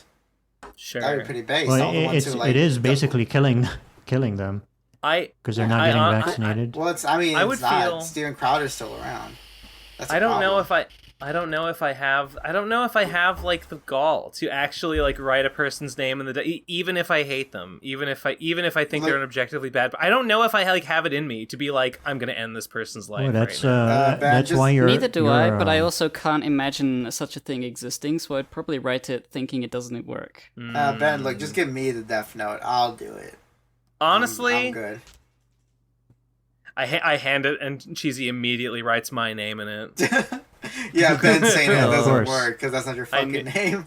Nobody knows my real name. This they do. Lamau. The guy in charge. You're the just guy in such charge a of the Kiwi Marvel. I would put Elon Musk dies in a Tesla. It blows up and kills him. I would do every director, every Marvel Cinematic Universe movie, so it could just end. It's It several wouldn't- you- directors. that You would have to not- do- that would when it not comes end to it. I would have to be kill like every Kevin member of Disney as a company. That would when it comes maybe to, like, do it. Robert Downey Jr. maybe. When it comes to people who are just sort of stupid, like Elon Musk, I don't know whether like his death is gonna be a good thing necessarily. They probably will. If It'll you be could for change me. his That'd be mind pretty with a rad. change mind note, that would be nice. I mean, if, Who dying would be cracking news, though. If you like, just, it would be uh, very interesting news. If you killed Elon Musk blows up Tesla. Rupert Jeff Murdoch, Bezos fucking- rocket blows up. Yeah, but if you just Murdoch kill is all some the corrupt rich Bill- people, Bill that- Gates gets COVID. If I you could if come up with a you lot of funny little creative ways for each one of them to die. I could Crooked do it. I don't know. Daniel. Crooked Daniel You write definitely, Crooked Daniel Daniel dies in a in crooked- the crooked okay, house fire. I see how it is. Ben Sade is totally fine with paying taxes to send drone strikes to kill brown children, but he can't put one little rich white guy's name in the Death Note. Oh, okay. I see how it is. Typical hypocrite, typical hypocrite American. So okay with paying taxes to blow up brown children. Solar is gonna call be me like, a lib in whoa, the comments there's for this. whoa, for sure. there's I have morality now. Now that I have control, you always had control. all man, the that's a pretty neo-lib take of you. True. It is a little bit. I'm like, oh no, it's complicated though. No, international conflicts are complicated. List of maybe the some of them are richest good actually. They're complicated. There are just some that are less complicated than others. I'd I don't kill think. Nate. Like yeah, I said like it. The possibility. Yeah, I said it. I kill Nate. No, the possibility of like say like a second Trump term. Like I'd rather just avoid that altogether. Just have him die let's of be COVID. honest. Mark Zuckerberg dying would be way better for the world. Let's fucking not beat around the bush, please. You gotta admit that. But the thing with that, I guess the thing with anything is that if you get rid of one figurehead, there's probably going to be another one. And then you get rid of that one, you have a Death Note. Bam, bam, bam, bam, bam. If Trump doesn't run in 2024, they're gonna just run someone else, and it could be someone even worse. Honestly. I suppose. darn. I suppose it's just sort of like. And there's only one page in the Death Note. No, yeah, true. You know, yeah. Bam, true, bam, bam. Yeah. What you gotta do, you gotta like, I don't. If you could probably set it up to make it think like you could probably convince conservatives it's like a curse, or something, and they'll probably fall for it. Like if I got a good one. Okay, so Trump, you're right. Trump dies, but before he dies, he writes down like QAnon. Like, you must protect QAnon, and that'll throw people off. Like, oh no, they're attacking QAnon members. I'd kill the guy at Tesco who always IDs me when I'm buying energy drinks, even though I'm fat, bold, 6'3" and 22. You have to show ID to buy. I'd kill that energy guy. drinks? Yeah, you have to. Wow. You have to prove that you're over 16 to buy energy drinks. That's in the fucking UK. lame. bloody nanny state. I tell you what. Does True. Does the Death Note ever run out of pages? It technically could, but like you just write small. Fuck it. I'll put Aaron Hansen. Look, unironically. Yes. I would put Alex Jones in it. I don't care. I'll do it. I don't care. No, he's too funny. Yeah, but he's real funny. Like I give a fuck. Mm-hmm. Like I give That's a fuck. fair. Okay, motherfucker be the funniest motherfucker in the world. I don't care. I think he's That's funny fair. too. I think depends he's on the hilarious. measurable Like I harm. don't think just because someone's funny doesn't mean they have the right to live. That's a cheesy quote. Just because they're funny doesn't mean they have the right to live. Yeah, that's a cheesy Clown moment. nose. That's a cheesy moment. Cheesy. That's the real cheesy pill. Mm-hmm. That's an absolute cheesy moment right The there. absolute cheesy moment. Just because they funny, they don't deserve to live. What that right name in Death Note? For me it would be like, can you measure the deaths that they cause by being alive and doing whatever they're doing? No. It'd have to just be just people up in I positions. mean, you can to some extent, just right? people in positions of power. I don't Maybe know. I could create For some people. Maybe for some people. If people don't catch on that you have the Death Note, people could just label it. Oh no, the billionaire curse. If you reach this amount of money, you just instantly die, and then people just kind of accept it. I would reserve it. I would reserve it for the sort of person who has so much money and power that you couldn't even assassinate them if you had, like, a nation's military. Yeah, James Corden. That's who I'd kill. Okay, I would definitely get that put James fucking Corden. guy. Car Get that crash. What you do is that I don't you- even know who that is. You have to like. It's a very annoying British guy in America. You could probably kill off a lot of very powerful people, but then also kill a couple of celebrities so no one talks about the powerful people. They just talk about, oh my god, the Kardashians. Right, they'll get He's a distracted. British actor. Right in the Death Note, every single one of like the powerful evil guys in the world slip on a banana peel, hit their head, die instantly. That's the way they die every time. And people just get really scared of bananas. It's like ironic. The Death Note is basically just the CIA that existed already. Oh, what you do is that I don't know, maybe you make one of them admit they're a pedophile before they die. That would be pretty funny. Or Epstein was right, and then one of them dies. Or Epstein If you write something that can't happen, then it just does a heart attack, right? It just defaults to the normal. Yeah. Yeah. Okay. I would. And, well, since no billionaires are pedophiles, All right. you can't. That could never happen. So it's okay. impossible. Okay, this is gonna fuck people over. I will kill one of the main cast of The Simpsons just so the show ends. I'll pick one at random. I won't say which one. I'll just flip. I'll our generator with all their names and be like, okay, whichever one pops up is gonna instantly die. I don't care if I have an emotional attachment to Oh, but they just never end the did show. nothing to nobody. I'm sorry. You'd have to kill off Homer, I think. Isn't Bart's voice actress a Scientologist? Okay, well, yeah, I guess I'll just pick her. she is. Yeah, she is. Yeah. Is Okay, it- that makes it easy. Okay. It makes you feel a little better. I'll probably just just kill off the guy head of science. Just like you have to kill off certain people that the whole system kind of breaks down. But it probably won't happen like that overnight. But I'm pretty there's enough pages. In Death Note, Light is killing so many people. He must have at least run out of pages by the end. But he seems to not. Because it's kind of I feel like they must have addressed that at some point. Surely you run out of pages. Nah, it's just magic. I think he literally just writes really small. I think that's it. I just think he just can't. The run thing out is, of he does it pages. for 10 years though. He writes in random criminals who just do bad petty crimes. He doesn't kill, which is his first mistake. He doesn't I don't kill think that they, many they people. ever addressed though. that on the show. I just He might kill maybe in the I mean, what about when he gets a potato chip and eats it? He kills a lot of people. But there's so many people heads of police unions, Proud Boy members. There's so many people out there that you potentially could off, and then things would be a lot better.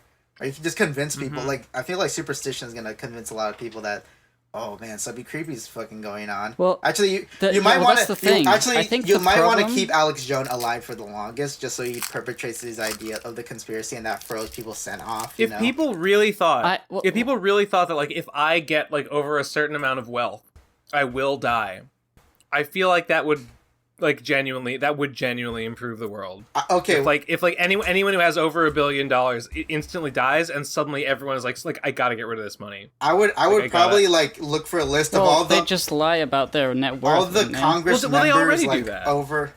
Yeah, they do. I would just look up all the Congress members over 80 or around 60, and just anyone older than 60. Oh well, boom, boom, boom, just to clean the slate. But then you get rid of all the I would not get rid of all the Sanders. yeah, sure, but get rid of all the conservative judges. Just one clean swoop. So it just resets. See, the thing I would not do is I would not do it to a point where people can start seeing a pattern. I would only do it for a few people, and then I would stop, because that's the thing that gets you caught. No, you won't get caught because people see patterns when they're not there. So anything that people convince are a pattern, are gonna be thrown off as conspiracy theories. It's probably a lot more easier. Lots of people die all the just doing a time. few people won't accomplish anything. I think that's why you gotta kill a lot of people. Accomplish enough. Cheesy certainly That's has what you put a gotta- lot of thought into this. I do. I think about this a lot. Actually, Cheesy has a lot he would do. Yeah. Every And Steam good- and user good in the for him. world. See, the reason why Light gets caught because he didn't fucking realize there was a super genius a Sherlock Holmes motherfucker that also lived in his universe, right? There isn't in ours, as far as we're concerned.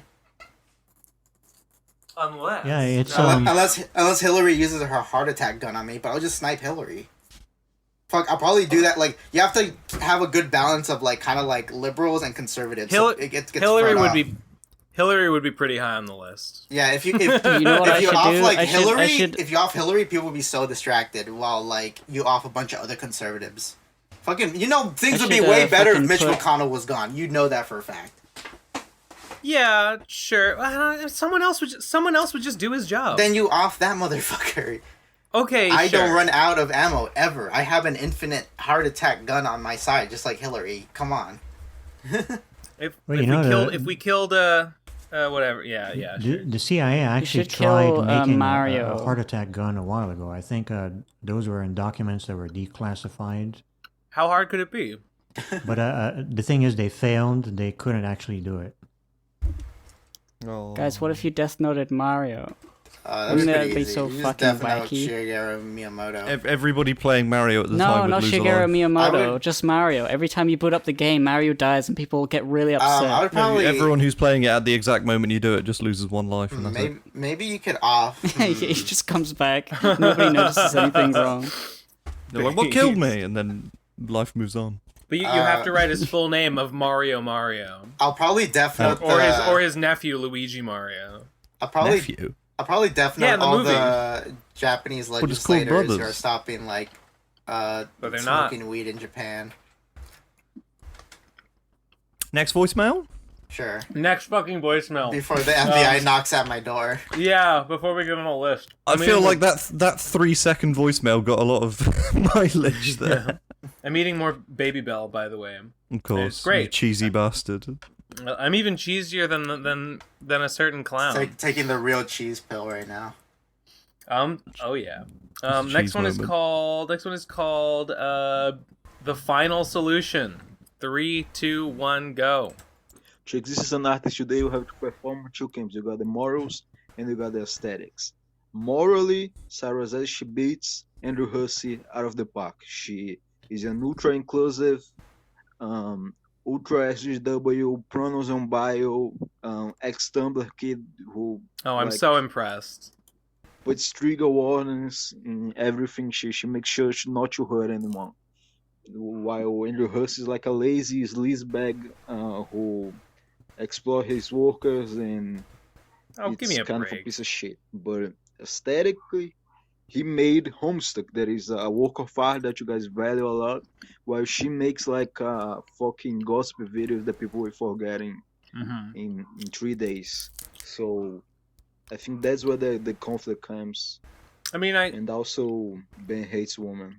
That's why he prefers Andrew Hussey. Well, that's true. I mean, it's strange to put it in a moral, like, Sarah Zed doesn't do what Andrew Hussey does, but her Tumblr stuff doesn't make her a better person. Just because Sarah Zed does all the things, like, it's not, like, I guess it's good to do trigger warnings, it's good to do, yes. pronouns and bio, like, sure, I agree with all that, but, like, that doesn't make her, like, a great person, just because she does all those things. It doesn't make her like Hussey. You might think, I don't know, whatever. I don't care. I don't care if Sarah Zed is a better person than Hussey. Maybe she is. It's. I mean, from my perspective, they're content creators, and that's it. Like, I don't know her, or him, so it's like I'm just judging the content. I like Andrew Hussey's comics. Yeah, true. Yeah, Sarah Zed didn't make Cyclonial, so I respect it a little bit less. Cyclonials is great, and she didn't even mention Cyclonials in her fucking Homestuck video. Wow, what the fuck is up with that? Kind of cringe. Was it out at the time? Yeah, it was. Oh. She didn't even mention it. I don't understand. Next voicemail is called... What is it called? It's called... There is only a name section. If I put a name, it's not the title. Okay. 3, 2, 1, go. All right, it's Friday. Podcast comes out, right? Mm-hmm. Now it's Monday. Mm-hmm. I listen to the podcast. I'm at work. I'm killing time. Now I get home from work. I leave a voicemail. I say, Big mistake. Last week, this or whatever happened. I reply to you.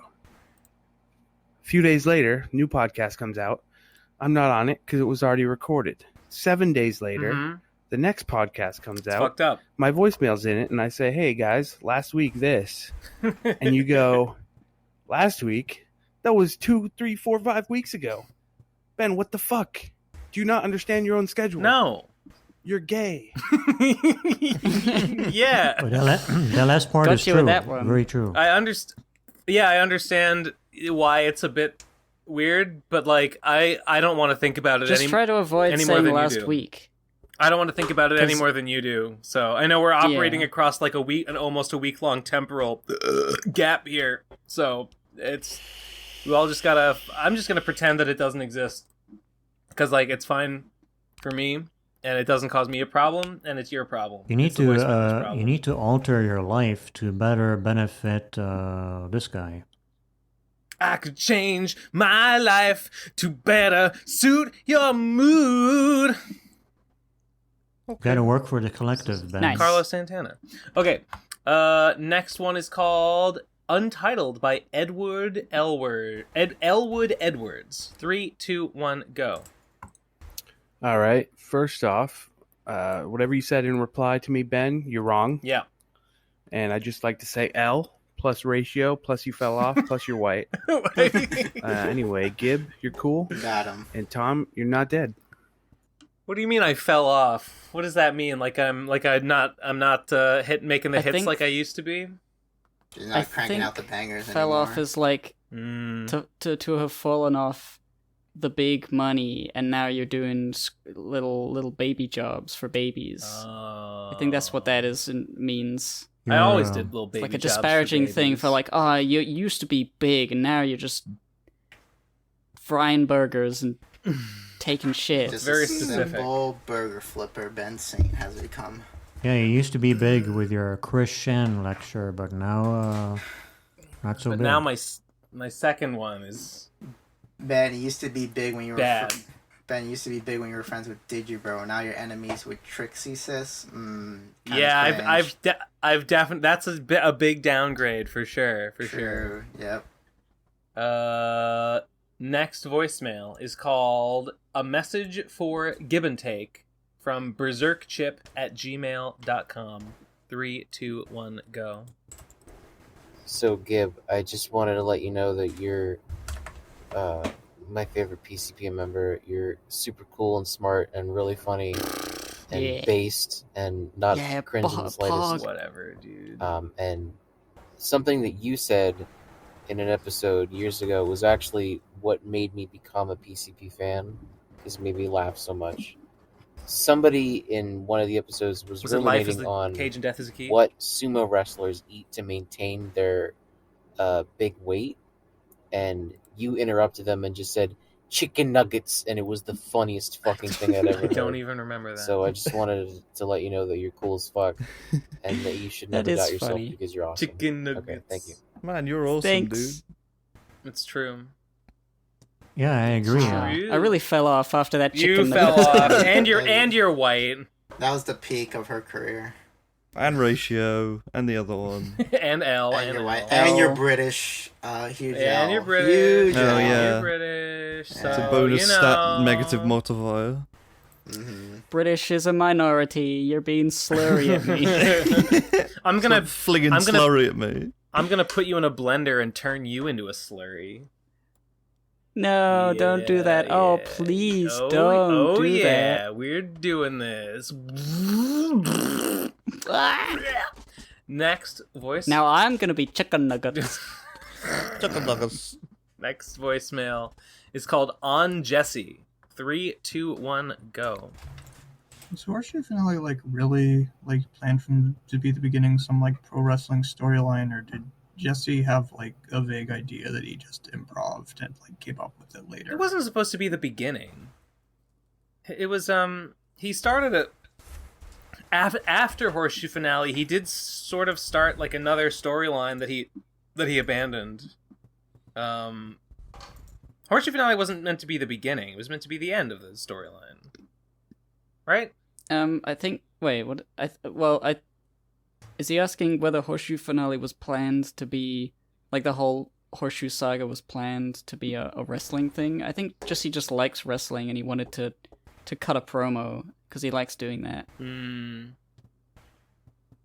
Yeah. He definitely planned at some point. I don't know. It's hard to remember because it's a while ago. But I get the sense that the first few things were just or at least the Canterlot wedding was just fucking bronies doing reviews. I can do that. Or maybe he just thought it was funny. Canterlot maybe he didn't wedding? even know about the one where Cult Corona debuts. He comes out of the little My Little Pony tent. I remember that. And he talks about the Canterlot wedding.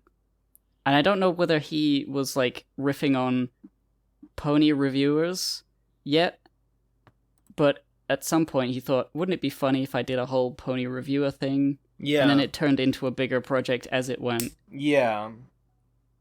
I mean, if the question is, was it planned from the beginning? No. The Horseshoe I Saga don't think definitely, so. I can't remember. evolved as it went on. Yeah. I think that answers the question, right? Yeah. Okay. Okay, true. Next one is an image post. So I'll just post it here. It's called Ben, Gib and The Pig. Oh no. Oh my god. Come here, you. Duh. Oh, wait a second. Wait a second. Come here, you. It's is apologizing for scaring you, and you're so welcoming for some reason. How could I stay mad? Why did they draw Ben with a receding hairline? What is this? What do you mean, why? That's what I look like. Fuck you. Oh, you look like that? Oh, okay, wow. Do you not know it? That's the real Ben Saint. Okay, fuck you. I'm looking at that and I'm like, that's just a normal looking guy. Look how bald that guy is. I just have a bit. Fuck you.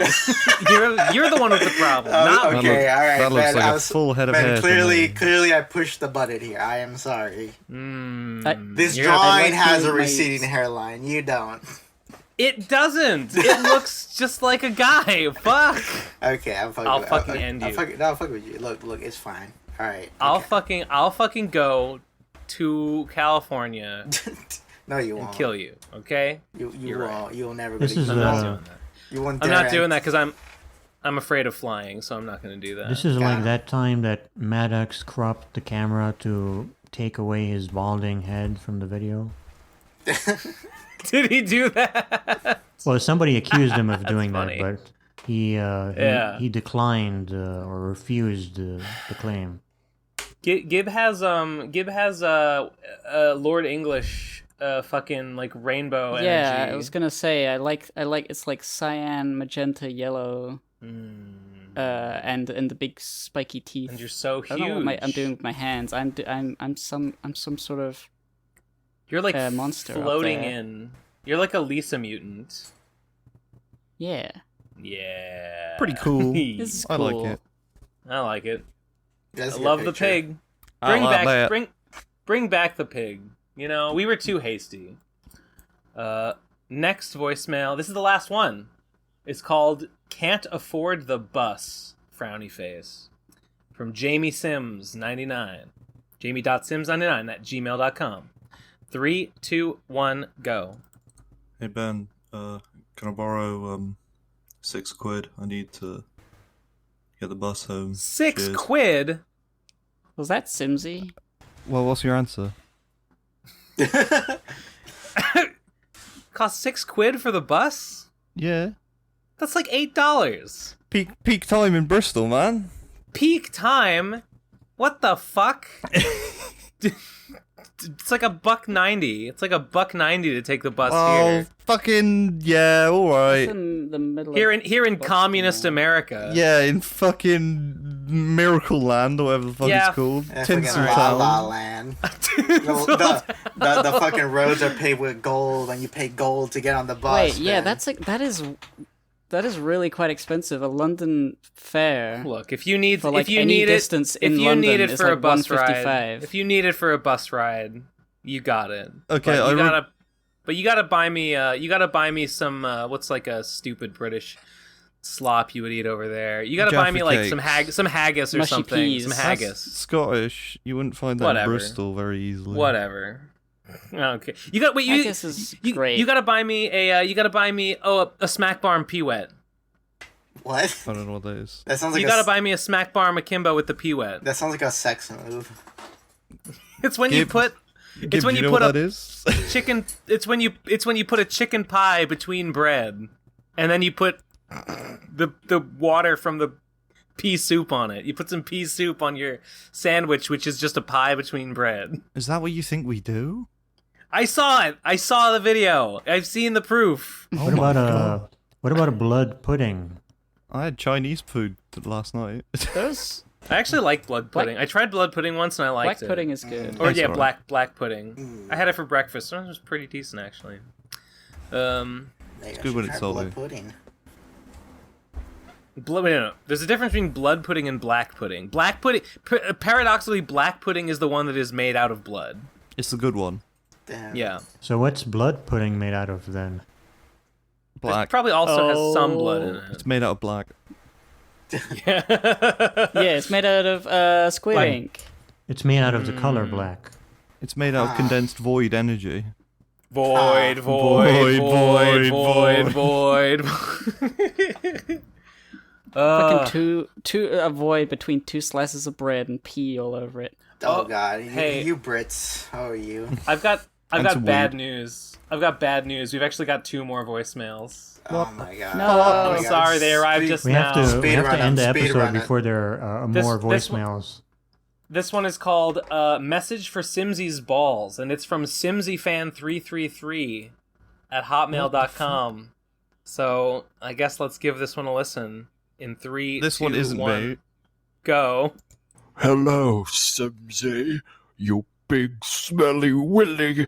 I'm going to suck the sweat out of your balls. What the fuck?